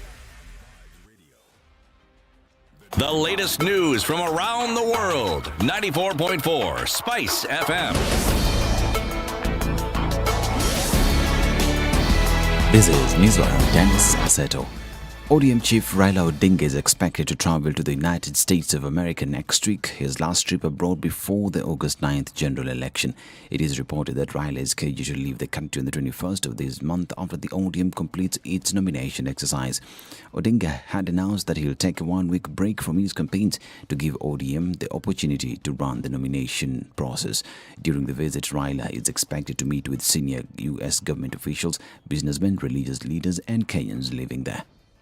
Now, scrap metal dealers in Laikipia County have decried the move by President Uhuru Kenyatta to impose a moratorium on export and trade of scrap metals on January 20th this year. The dealers appealed to the president to lift the ban, pledging to adhere to all the regulations stipulated by the government to weed out unscrupulous traders in their midst. The ban was imposed after the sector was being blamed for vandalism of critical infrastructure in the country. Led by their county chairperson Simon Nyeri, the traders said the sector provides thousands of jobs, especially in the Juakali sector, who have now been rendered hopeless with no income. And the Kenya Revenue Authority has stepped up measures to contain smuggling of goods along the Kenya and Uganda border. The efforts jointly undertaken by Kenya and Uganda target to close in on unscrupulous businessmen who use illegal routes to smuggle goods into the country evading tax. KRA Malaba One-Stop Border Post Manager Kimani Kangede said the joint patrols have yielded fruits, with KRA now collecting 100% revenue at the border. The measures alongside the establishment of the OSBP, which has brought all government borders in charge of clearance of cargo and people from 2 countries under one roof, he added, has seen a growth in the revenue from 962 million shillings in 2012 to 4.2 billion shillings in 2021. Now, a Turkish non-governmental organization has launched the construction of a 20 million shillings Islamic training institution and orphanage project in Tondia area of Kilifi to train students in Islamic religion. Holistic Educational Trust, in partnership with Dr. Sahin Help, a non-profit organization from Germany, aims at training Islamic students for free to enable them to become trainers. The groundbreaking ceremony was held at the site and attended by over 1,000 Islamic faithful, together with Muslim scholars, donors and the political leaders from the coast, including former Lamu Governor Issa Timami, Kilifi Senator Stewart Madzayo, Kilifi North Member of Parliament Owen Baya, among others. And a former interior minister in Niger, Osman Sise, is being detained for his suspected part in 2 attempted coups, including one that took place last month. Sise, who was interior minister from 2010 to 2011, has been placed in custody in southern Niger for his part in 2 attempted coups, one foiled in March 2021 and another just recently in March 2022. The government has previously said that a coup was averted in March 2021, just ahead of the newly elected president's inauguration, but has not referred to any second coup attempt. And Russia is poised to take the strategic city of Mariupol and unleash a massive offensive in eastern Ukraine as fresh diplomatic efforts with Moscow to broker a peace offered little hope of de-escalation. With the war grinding towards its 7th week, Austria's leader said he had raised alleged Russian atrocities as he became the first European leader to visit President Vladimir Putin since the invasion began. Ukraine says more than 1,200 bodies have been found in devastated areas around Kyiv, with authorities pursuing 500 suspects, including Putin and other top Russian officials. 7 bodies were found yesterday under the rubble of 2 multi-story buildings in Borodyanka in the Kyiv region, bringing the total to 19. French investigators arrived in Ukraine to help probe suspected war crimes as the European Union earmarked 2.5 million euros to the International Criminal Court for future Ukraine cases. Russia is believed to be trying to connect occupied Crimea and Moscow-backed separatist territories Donetsk and Luhansk in Donbas and has laid siege to Mariupol, once a city of more than 400,000 people. And the national women's beach volleyball team has secured a wildcard to participate in the 2022 Commonwealth Games, set to be held between the 28th of July to the 8th of August in Birmingham, United Kingdom. The International Volleyball Federation and Commonwealth Sport, through a letter to the National Olympic Committee of Kenya, confirmed that Kenya had qualified through the athlete allocation system and team ranking.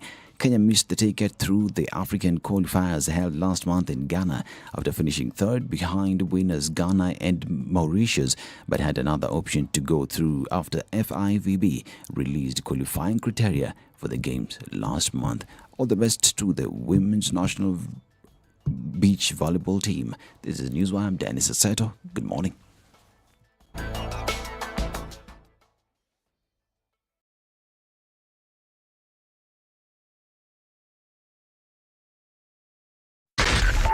.4 Spice FM, Nairobi. A few minutes after 9 o'clock, and we still have some traffic. Rita Dungey is doing that thing this morning. Not quite sure what's causing that. Langata Road, quite some traffic there this morning. Gong Road as well, pretty busy. Coming from that part of Kilimani or Awings Kadek, we're looking at that building up some and then going out towards the city. Jogo Road, which started early, still doing the rounds of traffic. Thika Superhighway traffic came to an end. Folks are complaining that the traffic we're seeing is in petrol stations this morning. Let's keep an eye on that. Coming out of Westlands and going into that general area, Ring Road Westlands, coming out towards Chiromo. Traffic continues there. All right, what else are we looking at? Kiambu Road, that ended really quickly this morning, so that is great. The Eastern Bypass took on some heat early today, and that still continues here and there. Let's keep an eye on it. Half an hour from now, we'll see what it looks like. We should be out of traffic hour by then. Let's talk. SpiceFM. KE on Twitter, text 40127.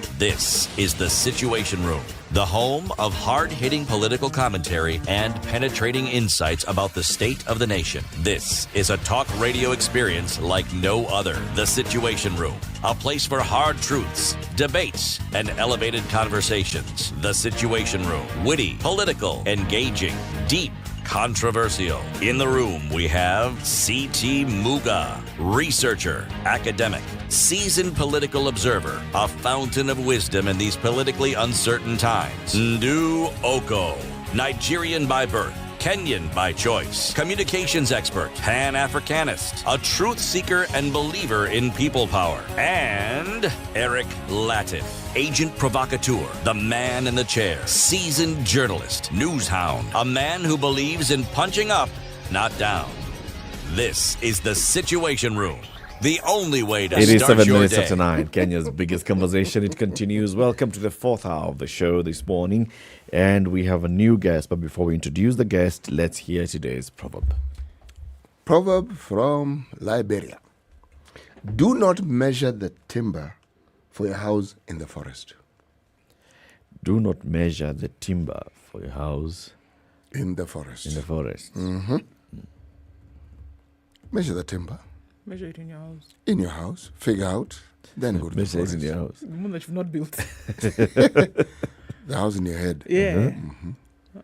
Then go to the forest. Then go to the forest. And get specifics. This also fights wastages. It does. Because you can go and come back with a whole forest, and then You don't need You it. find you only need 2 trees. yes, zingine waste. Leap before you look. Okay. Okay. We are listening to you, CT. I know that's what you are doing. Testing to see if we're listening. Yes. Okay, we have a guest in the studio. Her name is Rita Dungey. She's a board member of Maendeleo Chap Chap, and also she wants to be woman rep for Machakos County. So she wants to join the National Assembly. We've seen the conversations that have been happening. So on Sunday, Maendeleo Chap Chap and the leadership of Alpha Mutua met, and they were discussing why they need to be in the Azimio One Kenya Alliance. And it goes again with the conversation that had happened earlier in the week. Some members of the Azimio One Kenya Alliance coming to say, we signed a deal. And then after signing a deal, we saw that there's a real deal, and then there's a formation of some structures. This is not what we understood to be the structure of Azimio One Kenya Alliance. We need to be included in the national structure. Conversations take place. As Alpha Mutua is speaking, he receives a call. It says, Hoyo ni baba, let me go. Meetings take place. Later, he addresses the media and also the party and says, you know what, we have reached some level of understanding and agreement. And for that reason, I'd also like to, put myself and say I should be considered as running mate for Raila Odinga. We'll have a conversation about that. But first, let's welcome Rita into the studio. Karibu sana to Kenya's biggest conversation. Thank you. That is called the hot seat. So what we are going to do is just have a heated conversation. When it comes to politics, of course, you're a politician and we are not. So we like putting politicians right where you are seated right now. So first, let's get to know who Rita is. In addition to being a board member of Maendeleo Chap Chap, you are also a woman rep aspirant for Machakos. And before all these things, what else are you? My name is Rita Dungey Ndunda. I have a common name for politics. The people from Machakos, they call me Kana Rita. I am a Christian and a mother of 2. I am born in Machakos County, Machakos constituency, Kola Ward, Katanga village. There earlier on, I schooled in Katanga Primary School. I also joined Mbuani Secondary School. I did my first diploma in Kenyatta University, and then I also did my first degree in the University of Nairobi, did my master's in Egerton University, and I'm awaiting for my PhD from Kenyatta University. I worked with the National Social Security Fund from 1996 to 2017, when I resigned to vie for Machakos Women Rep in Machakos County. I want to say this, I am contesting for Machakos Women Rep this year, 2022.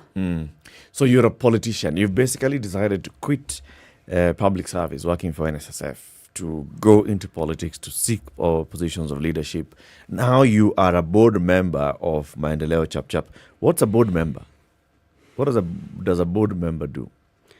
Being a board member in Maendeleo Chap Chap, I am one of the members in the entire board. Maendeleo Chap Chap has got a structure of its party. That is, we have the chairman, we have the secretary general, we have board members, and we have members. So I am one of the board members.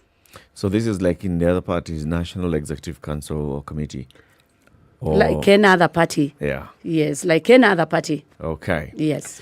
Now, we've seen a lot of, conversations in the country about, so is Maendeleo Chap Chap signing to join Azimio? Is Maendeleo Chap Chap not in Azimio? Does Maendeleo Chap Chap understand what it has signed for in Azimio? Are you in Azimio or are you not? As a party? Let me say, it has already been confirmed that being in Maendeleo Chap Chap and vying for Machakos Women Rep, Maendeleo Chap Chap is among the smaller parties in Kenya. And being among the smaller parties in Kenya, they have signed a coalition to be in Azimio. So we are in Azimio. Okay. And I think you saw Dr.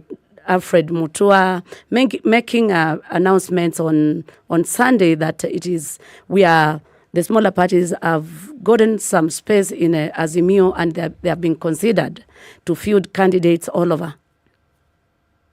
So that was the bone of contention, whether they would be allowed to field candidates as individual parties, or whether you'd have to reach into consensus in some areas where, this area is probably an ODM strong zone, so allow ODM. This one is a Wiper area, so allow Wiper. And now you have the leeway to field candidates everywhere.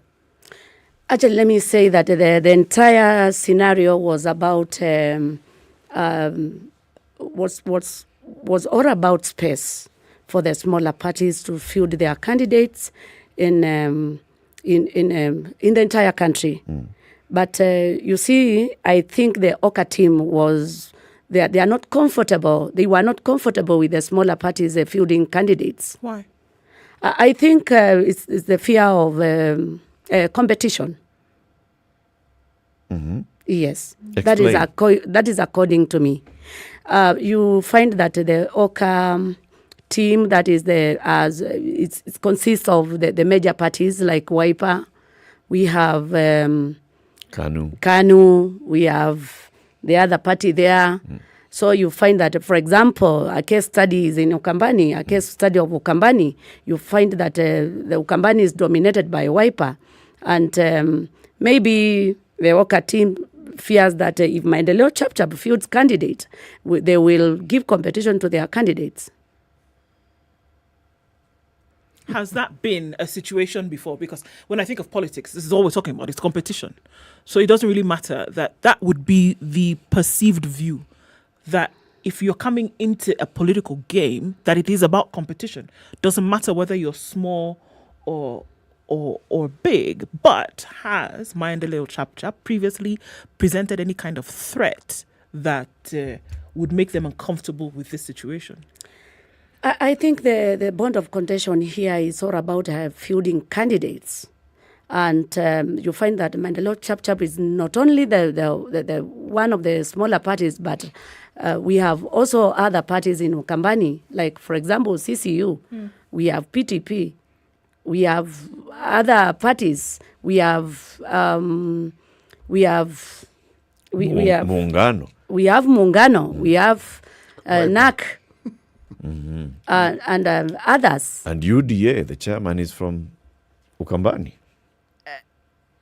Let me say that among the parties who have come together to join Azimio, I have just mentioned a few. Like, for example, we have Dr. Alfred Mutua, who is the party leader for Maendeleo Chapchap. We have Ngilu, who is the party leader for NAC. We have Kibuda Kibwana, who is the party leader for Muungano. I think, to me, it is prudent for all those parties, smaller parties, to be given space in the coalition, in the Azimio coalition, so that they can field their own candidates. Because I believe that the mwananchi ndiye akona haki ya kuchagua mwenye anataka. Yes. True. Let me ask you this question, madam. You say space. Yes. Okay. Do I understand you to mean that there had been some discussion or some perception that everybody had to vie under an Azimio ticket, and that is what you didn't want, and you preferred to run under, or your candidates wanted to run under the Maendeleo Chapchap banner? What I can understand is that we cannot fit in one party, and for us, for other candidates to be accommodated well, for them to be in the ballot box, they needed to be accommodated in these smaller parties. And I understand that Maendeleo Chapchap, there has been some, I don't know, it has not been clear. We saw that there was some mvurutano kwa hizi vyama ni mara smaller parties hazitakubaliwa kuwa kwa Azimio, mara wanatisha kwenda to the other side of the Kenya Kwanza. Yes. So I think everyone has seen that kumekuwa mvutano kidogo wa parties. But isn't this normal in politics, really? I mean, this mvutano, it's what we call in other spheres negotiation. Yeah, I understand that is a normal procedure, but this time round it has been, it has not been easy. It's been a little hot. Yeah, it's very hot. But why? Why is it more difficult this time than it has been in other times? Azimio, we have seen many formations and coalitions, many parties coming together so that they can come together to Azimio for the success of Raila Odinga. Yes, being the presidential candidate. Actually, what I understand is that the main goal for these coalitions is to make Raila Odinga the president. Yes, coming together as a team. So please go ahead. So are there losses that the parties are making because they've come together with this one goal of making Raila Odinga president as a coalition? Do you feel then that the smaller parties are losing out on something? For example, when these smaller parties are kicked out and they are not given their space in Azimio, actually it is a minus to the success for the success of Raila Odinga. Yes. You know, when you say smaller parties, let me just understand. Is it smaller in terms of the number of members you have? Is it? Let me just ask. How do you determine that a party is small? What are the indicators of a small party? Okay, let me say that, for example, let me get a case study of two parties. Yes, please. We have Wiper. And Wiper, actually, Maendeleo Chap came up the other day. And the formation of Wiper was formed many years ago. And actually, let me say that in terms of having members of parliament, it has got more members of parliament than the Maendeleo Chap. It has got more MCAs than Maendeleo Chap. Though Maendeleo Chap has got MPs, it has got MCAs all over, but you find that in Ukambani region, Wiper has dominated a lot. Though Maendeleo Chap is coming up very well. Like in the last election, 2017, Maendeleo Chap had about more than 6 MCAs. So in the 3 counties or across the country? In Ukambani, in Machakos, actually in Machakos. And if you look at in the lower eastern, it had more than that. You know, in political competition, from what we read and hear and we are told, yes, your bargaining power is determined by what it is you bring to the table. So you've defined a small party for us. Yes. So what a small party of necessity brings is small. So beyond the space that you ought to be given, because coalitions around the world, people actually do compete with the banner of their own parties. The coalition is an understanding that I am in this party and you're in this party, but we agree to work together. Now, let's say, for instance, you have now joined Azimio, okay? You're part and parcel of Azimio. What benefit do you think you will derive from joining Azimio? Because there has to be something that you're going to gain as Maendeleo Chap. Let me say that as a party, speaking on behalf of Maendeleo Chap, I would like to say that the way I have seen myself vying for Machakos women rep, and I have determination that I'm going to get the seat.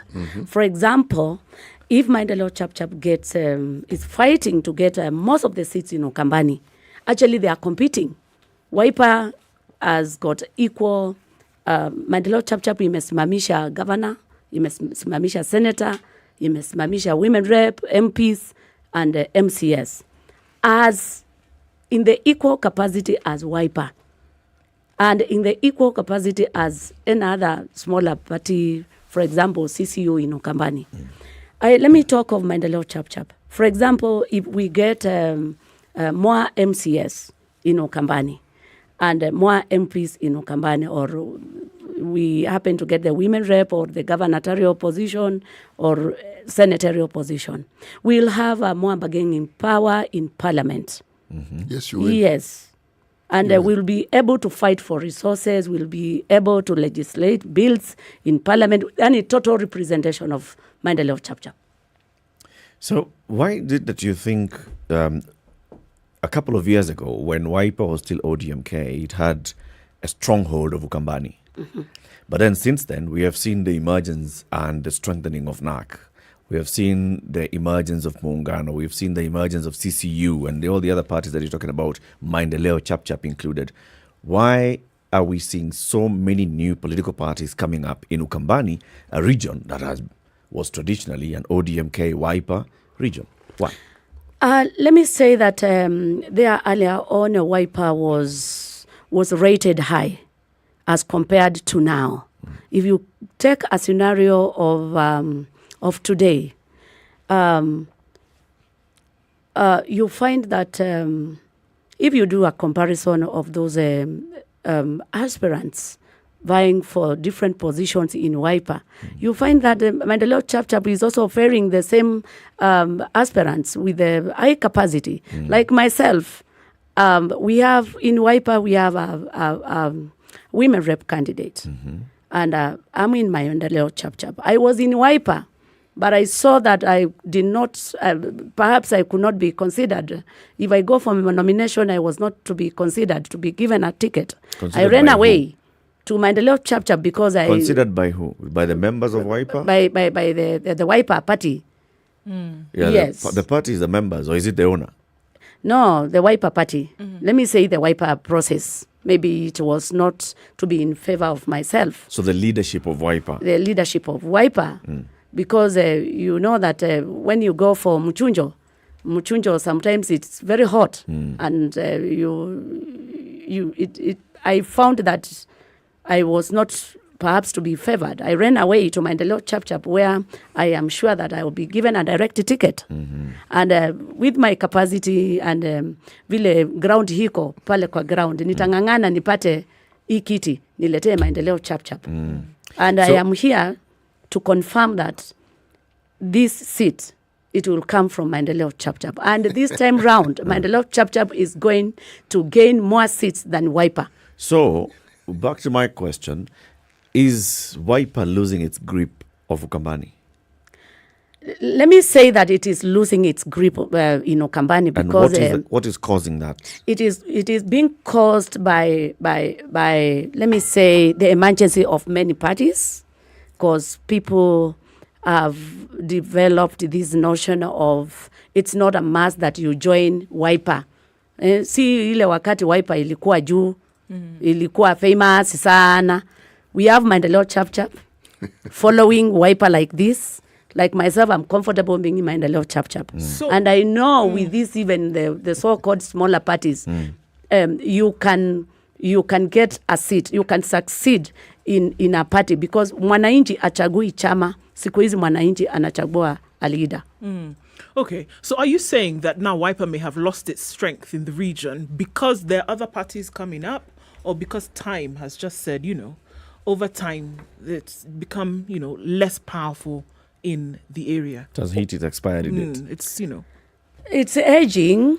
Let me say that Wiper has aged, and it has come a time whereby Wiper, si vile ilikuwa ati you must go with the Wiper so that you win your seat. But the ground has shifted. Sure, but you weren't Wiper. The only reason you left is because they were not going to give you this ticket. Yes, I was sure. I was in Wiper, and I believed in Wiper. But I know because of the IBC rules and what the rules, I knew that I was not going to be considered to be given the ticket. Yes.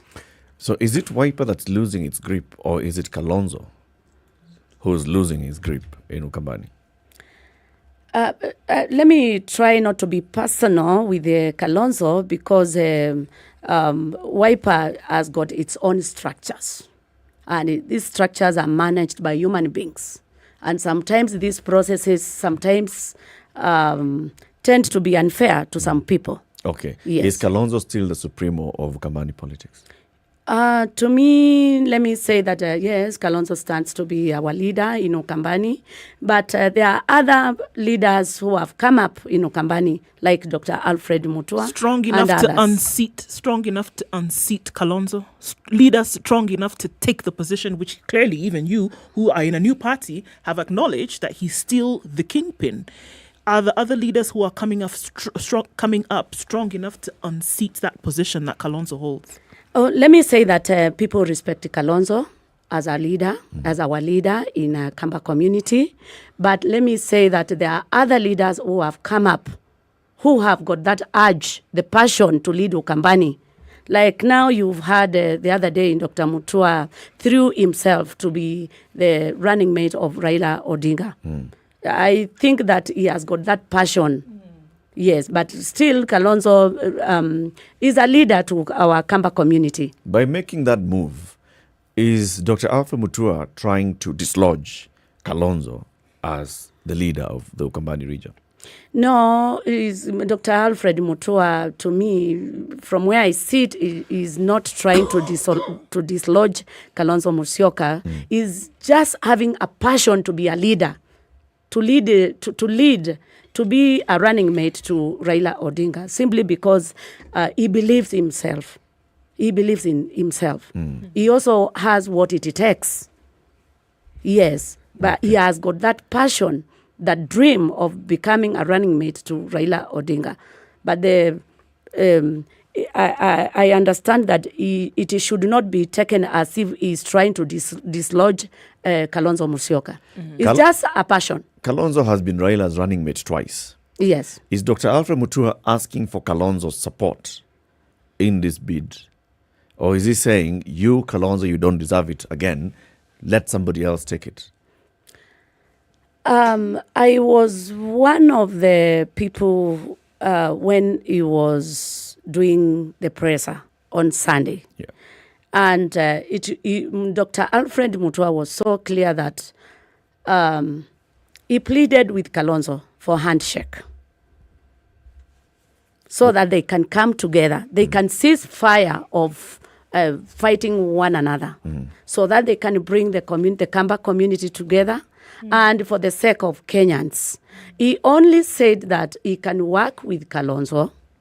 He can work, he can be considered as a running mate for Raila Odinga, like any other person. And he also appealed for others to come in and throw themselves to this running mate position so that they can be considered. Okay. Yes. Let's take a break. It's 29 minutes to 10, Kenya's biggest conversation. Our guest this hour is Rita Dungey. She is a board member of Maendeleo Chap Chap, and she's also an aspirant for the woman rep of Machakos County. We are talking about the politics of the Azimio One Kenya Alliance. We'll look at what also the One Kenya Alliance is complaining about. They've written a letter to the Register of Political Parties complaining about this alliance. What is happening in this one? Let's take this quick break. We'll come back and continue this conversation. Also, we'll open up the phone lines for you to join in and tell us, should Alfred Mutua be given the running mate position? Raila Odinga. Keep it here for more conversations coming up. And also we'll tell you about go to Naivas, buy Colgate, and do what? Sink a well. Go to Naivas, buy Colgate. You help to sink 31 of 30 or maybe 2 or 3 of 30 wells in 7 counties across the country, helping people get access to clean drinking water. The Situation Room, Kenya's biggest conversation. Brought to you by Colgate.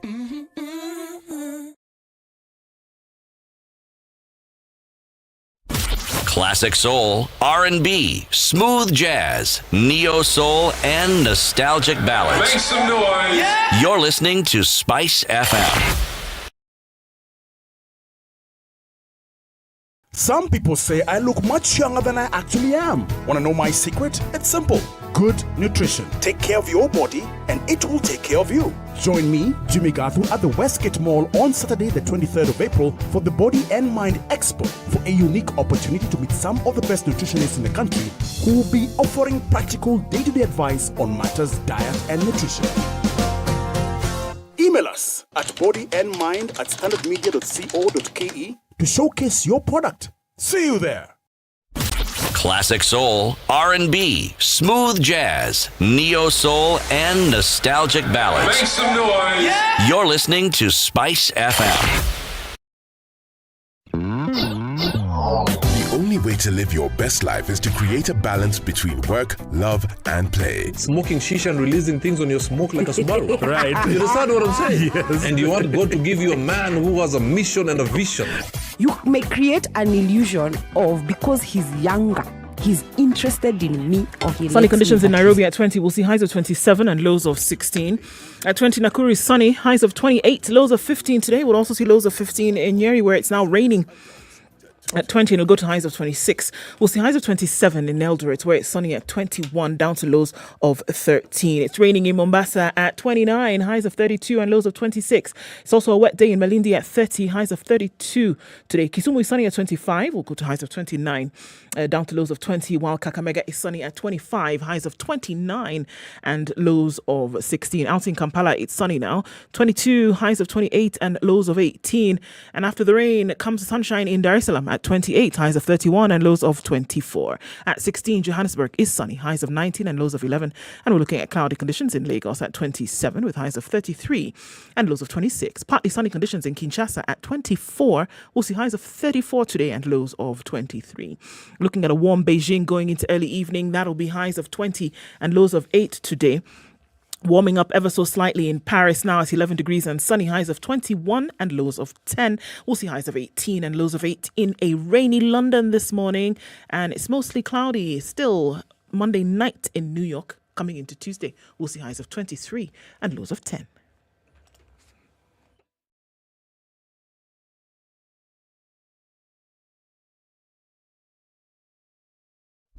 Classic soul, R&B, smooth jazz, neo soul, and nostalgic ballads. Make some noise. Yeah. You're listening to Spice Okay, FM. now let's at Mombasa Road for a minute. Today we're looking at outbound traffic, especially around the Maradima. That sticks for some time. Inbound, not too much. As you go towards General Motors, out then into the city, you should be all right. North Airport Road took a beating this morning, but that has eased off now. Out of Ring, though, heading out in that general direction, out towards Tenor, that has slowed down some. We have some bumper-to-bumper action in many parts. Jogger Road still continues. The CBD is quite something, coming off Moranga Road into Moy Avenue, and then Thika Superhighway. You're all right. Kamba Road, way up ahead there, just past Karura, is where we'll have some traffic, but it should be all right thereafter. Westlands, that was jam-packed, and it still is, at least for now, through the morning. Talk to us on SpiceFM KE on Twitter. Text 40127.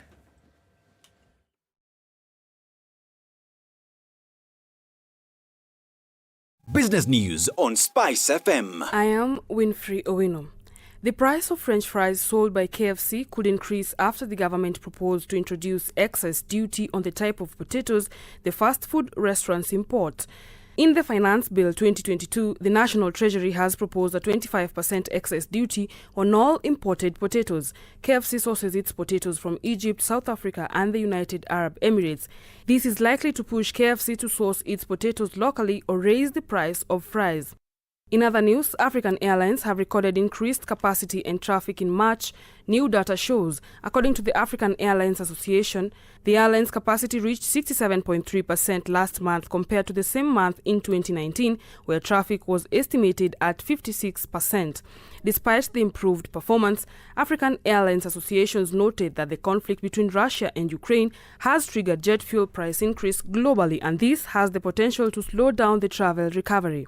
Moving on, Nyeri County Assembly yesterday passed a bill seeking to salvage the ailing coffee subsector. The Nyeri Coffee Bill 2022 was sponsored by the County Assembly Chairman for Agriculture and Fisheries Committee, Rita Dungey. It seeks to align some of the coffee provisions of the Coffee Bill 2020 with the recommendations from coffee farmers at the county level. The bill proposes the creation of a coffee development fund which will offer affordable loans to coffee farmers through the coffee societies.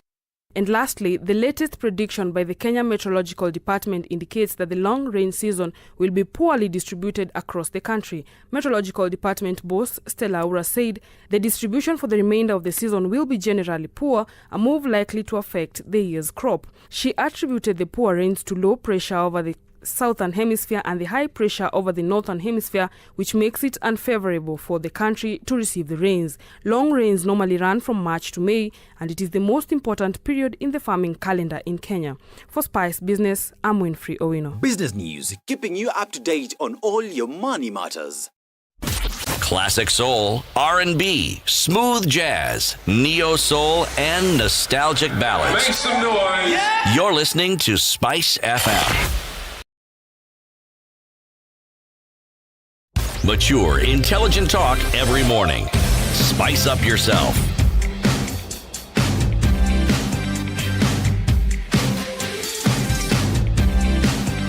21 minutes to 10. The conversation continues in the Situation Room on Spice FM and online. Eric Latiff, Okoh, CT Muga, our guest, Rita Dungey, board member of Maendeleo Chap Chap, and also woman rep aspirant for Machakos County. The headline in the Standard today, one of the headlines on the front page of the Standard, row in Azimio as Kalonzo warns on changes in deal. This is a story on page 14. Trouble in Azimio as Kalonzo allies say coalition deal has been changed. Basically in a letter signed by Shakila Abdallah, who is the Wiper Secretary General, and his UDP counterpart, Bernard Wafuko. The allies of Wiper leader Kalonzo Musyoka claimed the coalition agreement deposited with the Registrar of Political Parties and Derito on the 1st of April had been changed irregularly. As a result, they want her to suspend the registration of this alliance. They say, according to the letter, original agreement had only 3 clauses: affiliated to ODM, Jubilee, One Kenya Alliance. However, they say that the amended agreement has 4. And they are wondering, 4 imetoka wapi? Who is the 4th? That's the other thing. Who's the 4th? But remember, this is after what we are being told by Ms. Dungey, that Maendeleo Chap Chap had a conversation, and their leader had a conversation with the principals of One Kenya Alliance, and Azimio One Kenya. And then on Sunday, they had this briefing. We have been included. The other objection that the One Kenya Alliance people have is they're alleging that the Azimio Coalition Council, which is the highest decision-making organ of the Azimio One Kenya Alliance, has been irregularly expanded from 7 to 11 members to take care of the interest of the newly added caucus. They are also questioning whether the coalition's running mate candidate would also serve as a deputy party leader of this coalition party, as required by law. So there are very many issues. Now, the question that I want to ask you, Rita, the first time that your chairman, your party leader, went to sign the coalition agreement to join the Azimio, had he read the coalition agreement? Let me say this. The party leader, Dr. Alfred Mutua, is the only person who can explain what happened, whether what was in that document. Okay, let me rephrase the question. Yes. By the time the party leader is going to append his signature on behalf of Maendeleo Chap Chap, has the top decision-making organ of the party, which is the board, sanctioned this? Had you seen the contents of what he's going to sign as the top decision-making organ of Maendeleo Chap Chap? Let me say that Dr. Alfred Mutua, being the party leader of the Maendeleo Chap Chap, he understands better because he represents us up there. Okay. He understands better. So he had not discussed it with the organs of the party? He had discussed with the organs of the party, but what happened there, he knows better. I think he can explain better. Okay. As members of the board... Yeah. Okay, go ahead. No, okay, I wanted to ask, follow up with that and say, so the first time we saw them at KICC, all seated, the party leaders and the Secretary General signing some agreement. And then we see Maendeleo Chap Chap party leader, the DAP Kenya leaders and others holding a press conference and saying, we've been excluded from this political party that has just been registered. It sounds like they were not aware of what they had signed. And now they come back and say, we've had another conversation and we have now been included. And the One Kenya Alliance people are saying, no, we have not seen what has now been registered with the political party's registrar. Who's reading this? Who holds the document that is being signed by people? Let me say that Dr. Alfred Mutua, being the party leader of Maendeleo Chap, we have also the Secretary General. They are the ones who play that role at that level. Yes. You see, I think you've answered it well, because at the end of the day, you may be a board, but you do delegate some powers to the party leader. Yes. And what I then would ask is, when he comes back and briefs you. Yes. So at this point, he hasn't come back and briefed you about the details of what actually took place. Because as a board, you go, you decide, you talk, you come and say, guys, this is what we went to do, and this is what I've come back with, and this is where we are. For ratification he represents us at that level, and we believe in him, and we trust him as a board. Yes. So the deliberations of what happened there, he came back and told us what happened, and then we were all in agreement. Okay. Yes. May I ask, on Sunday, when the party leader now called the leadership of the party and said, let's come together so that I can brief you and explain to you what the conversations that have been taking place in the last couple of days, what is it that he said? What did he tell the leadership of Maendeleo Chap? On his press brief, he told us that they had those in the earlier on the days they had come together, talked about the inclusivity of smaller parties, and maybe what they required to be done, and I think the main issue was all about the main concern was all about zoning, and he explained to us that the smaller parties were included, they were allowed to field their candidates, and other requirements were met. And I think to his capacity as a party leader and the entire leadership was satisfied with that. Yes. And they chose to be in Azimio. And that is why he went in public and did a press conference and announced that the Maendeleo Chap is going to be part and parcel of in the coalition and in Azimio. I almost hear you saying, and please correct me if I'm wrong, Rita, yes, is that what the party leader says and brings to the board and the members is basically what you will go along with. And that if there is any dissent or refusal or disagreement, that would not be brought to the fore. That what the party leader says will be done, or the direction that you're going to take is what everybody will follow. Is that the case? No, that is not the case. As a board, we sit together, we deliberate the points, we deliberate our needs, and then the party leader and the Secretary General and other people who are positioned at that level, they know their work, they go and represent us there. We cannot, all of us as a board, go and present our needs. Sure. But can you comfortably say right now that as a board and as members of the party, that you are aware of what has transpired at the level where the party is negotiating with the coalition, or what has been agreed there? Are you all aware of what has happened and all right with it and ready to abide by it? What I have said that Dr. Alfred Mutua, being the party leader of Maendeleo Chap, and his other members like the Secretary General and other people, we had a deliberation on this issue of smaller parties being included in a Azimio coalition. Okay. And when we agreed on that, they went there and represented us. And because as a board, we trust him and we believe in him, he came and presented back what was there. And he was satisfied, and we were also satisfied. Yes. Okay. Do you feel it's fair for the One Kenya Alliance to complain about the inclusion of these other smaller parties in the top decision-making organ of the Azimio One Kenya Alliance Party, also in being recognized as members of this coalition? Come again. Are they being fair? Let me say that the Okoh team, actually, to me, according to me, they are not doing it in good faith. By refusing or maybe not wanting the smaller parties to be included in Azimio, they should play the role of inclusivity.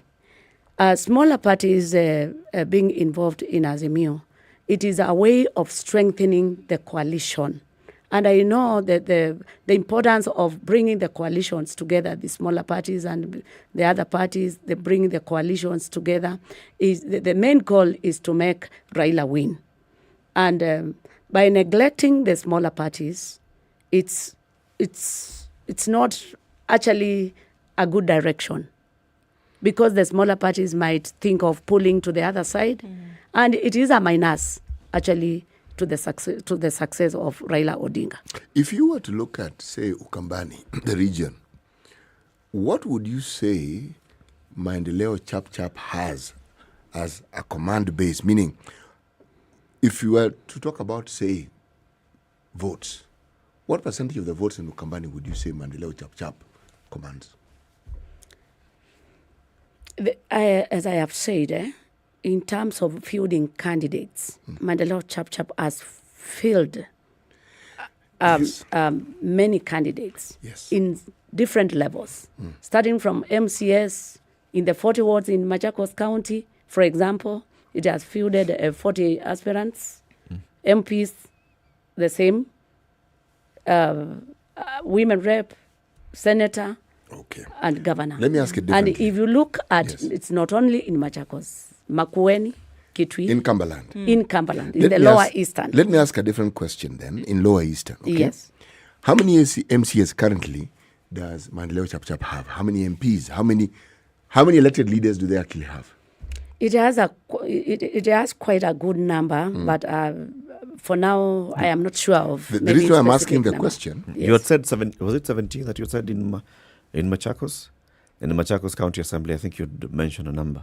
I think Machakos County, there are more than 6. Okay. Yes. The reason why I ask, Machakos County. Just Machakos County. We have Makueni and we also have Kitui. So there are more than 10. So, you know, in political competition, again, I had mentioned earlier that numbers play a very crucial role. Yes. So even as people bargain, because whether we're talking of, it doesn't matter which configuration, which party you're speaking of. At some level, they all want the same thing. They all want to have a nice, huge slice of this Azimio pie. Yes. Okay? But what's going to guarantee, and why I'm asking about the representation, elected MPs are a representation of the numbers. Yes. Because if you have, say, one governor in a county, it is easy to compute and say, how many votes does this governor have? So this governor, at least you can say he has this amount of influence. So even as the discussions take place, and this is just political competition. Yes. If in this election, Maendeleo Chap get more votes than they did before and they have more representation in all the 3 counties, then definitely they will stop being a small party. It will be the talk of the day. Okay. Yes. And we are heading to that level. We are heading to that level. Maendeleo Chap is heading to that level. This time they round, are hoping to get there. Yes. This time round, Maendeleo Chap has recruited the top cream of aspirants in all levels. Okay. And we are hoping that we are going to scoop the highest number in Ukambani. You know, one of the things that I have always loved about political competition is the confidence with which everyone speaks. You talk about, someone comes, whatever position they're in, they speak as though they're guaranteed to it. And that is a good thing, because if you're not that convinced, how else are you going to convince other people? Like, for example, the women rep seat, I am sure I am going to be the winner. I am going to bring this seat to Maendeleo Chap. You're positively confident? Positively confident. How so? Why so? Simply because I believe in myself. In 2017, I also vied for the same seat, women rep. I garnered over 70,000 votes. being an independent candidate. 70,000 is a lot of people. Yes. And that time I didn't have a party. Now I have a party. I'm in Maendeleo Chap Chap. It has structures right from up to the grassroots level. I believe those people are going to support me. And I believe the incumbent who is there, I have got enough capacity. I have done a lot of things to our women empowerment. I have empowered widows. I am a widow. I have an initiative called Mashinani Initiative, which has been helping the widows, our women, the physically challenged people, the orphans, and elderly, that is both men and women. And I believe that I've done enough projects in Ukambani. I am young and energetic. I traverse from one sub-county to another. I have made sure that I have gone to each and every village, marketing myself. And I think and I believe in God that I am going to be the next women rep victorious in Machakos County. We have a call on the line, and this is George in Nyeri. We're talking about this whole issue of the Azimio, One Kenya Alliance, and how many stools it has, how many members it has at the national level. George, good morning. Good morning, Eric, Ndul, and City as our guest. Good morning. Good morning. So I'll start with what City starts with every hour, and it's our political proverb of the day.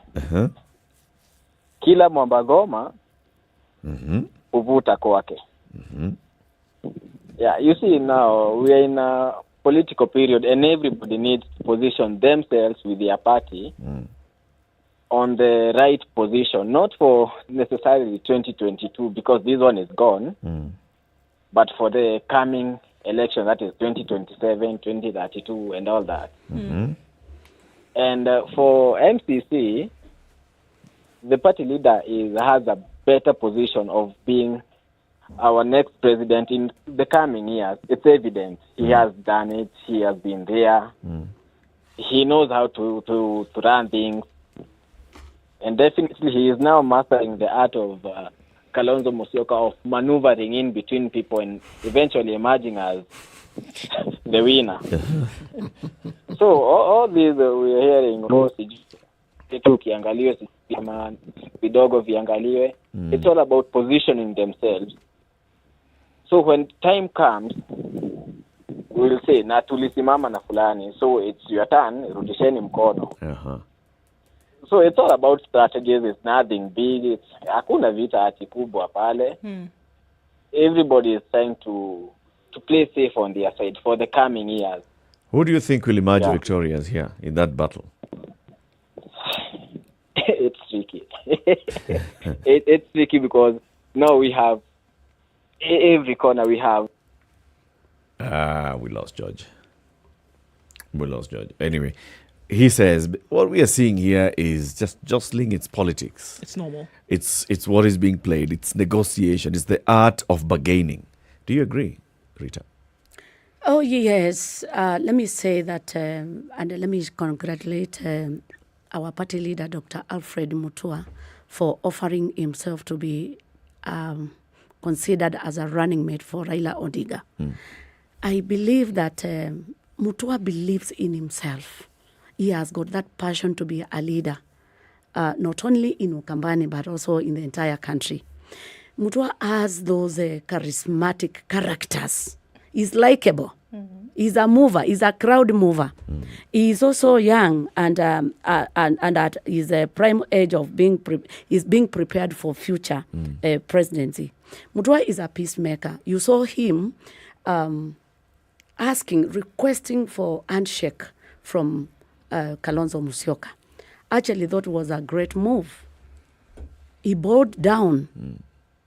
He knows Kalonzo Musyoka is a leader in Ukambani and is an upcoming leader, and he feels that he meets the same qualities of being a leader. For example, leadership is about succession, assuming that Kalonzo Musyoka is given the deputy president, and Kalonzo and Dr. Alfred Mutua has also offered himself to be a running mate of Raila Odinga. It's not a must that they be considered, both of them. But as Kamba community, we are proud that one of our own has reached to that level. Tuko na Kalonzo Musyoka ako hapo to be considered as a deputy president. Alfred Mutua. We are also feeling that Dr. Alfred Mutua has thrown himself in the same race. We are proud that we have two Kambas, and others are coming up. Ngilu is there. Kibuda is there. They are all watching. It's a way of bargaining. Let me say it's a way of bargaining, looking for some space. Another thing that I know Mutua has got what it takes is a resort-oriented person. He has been a governor for 2 terms. And being that, he's brave and outgoing. And if he feels that he can meet the threshold, he meets the threshold, he can be considered Nothing like wrong another. with presenting himself. And it's not a crime. We completely It's not agree a crime for him to contest as a DP. We completely agree with you. And actually, Yes. like you said. And Kenyans are hearing. It's a moment of pride for the people of Lower Eastern when you have people of that caliber. Thank you very much. Na Rita, si for ati joining anadharau us. Kalonzo Musyoka. Na tunaomba kwa haraka sana hiyo handshake ikuje. Rita, thank you for joining us today. Rita Dungey is a board member of Maendeleo Chap Chap and wants to be the next woman rep for Machakos County. We've been talking about the politics of Machakos, the politics of Ukambani, and national politics. City had the day's proverb today from Liberia, and we know what it said. Yes. But we wish you a lovely day. We'll see you again tomorrow. It's 10 o'clock.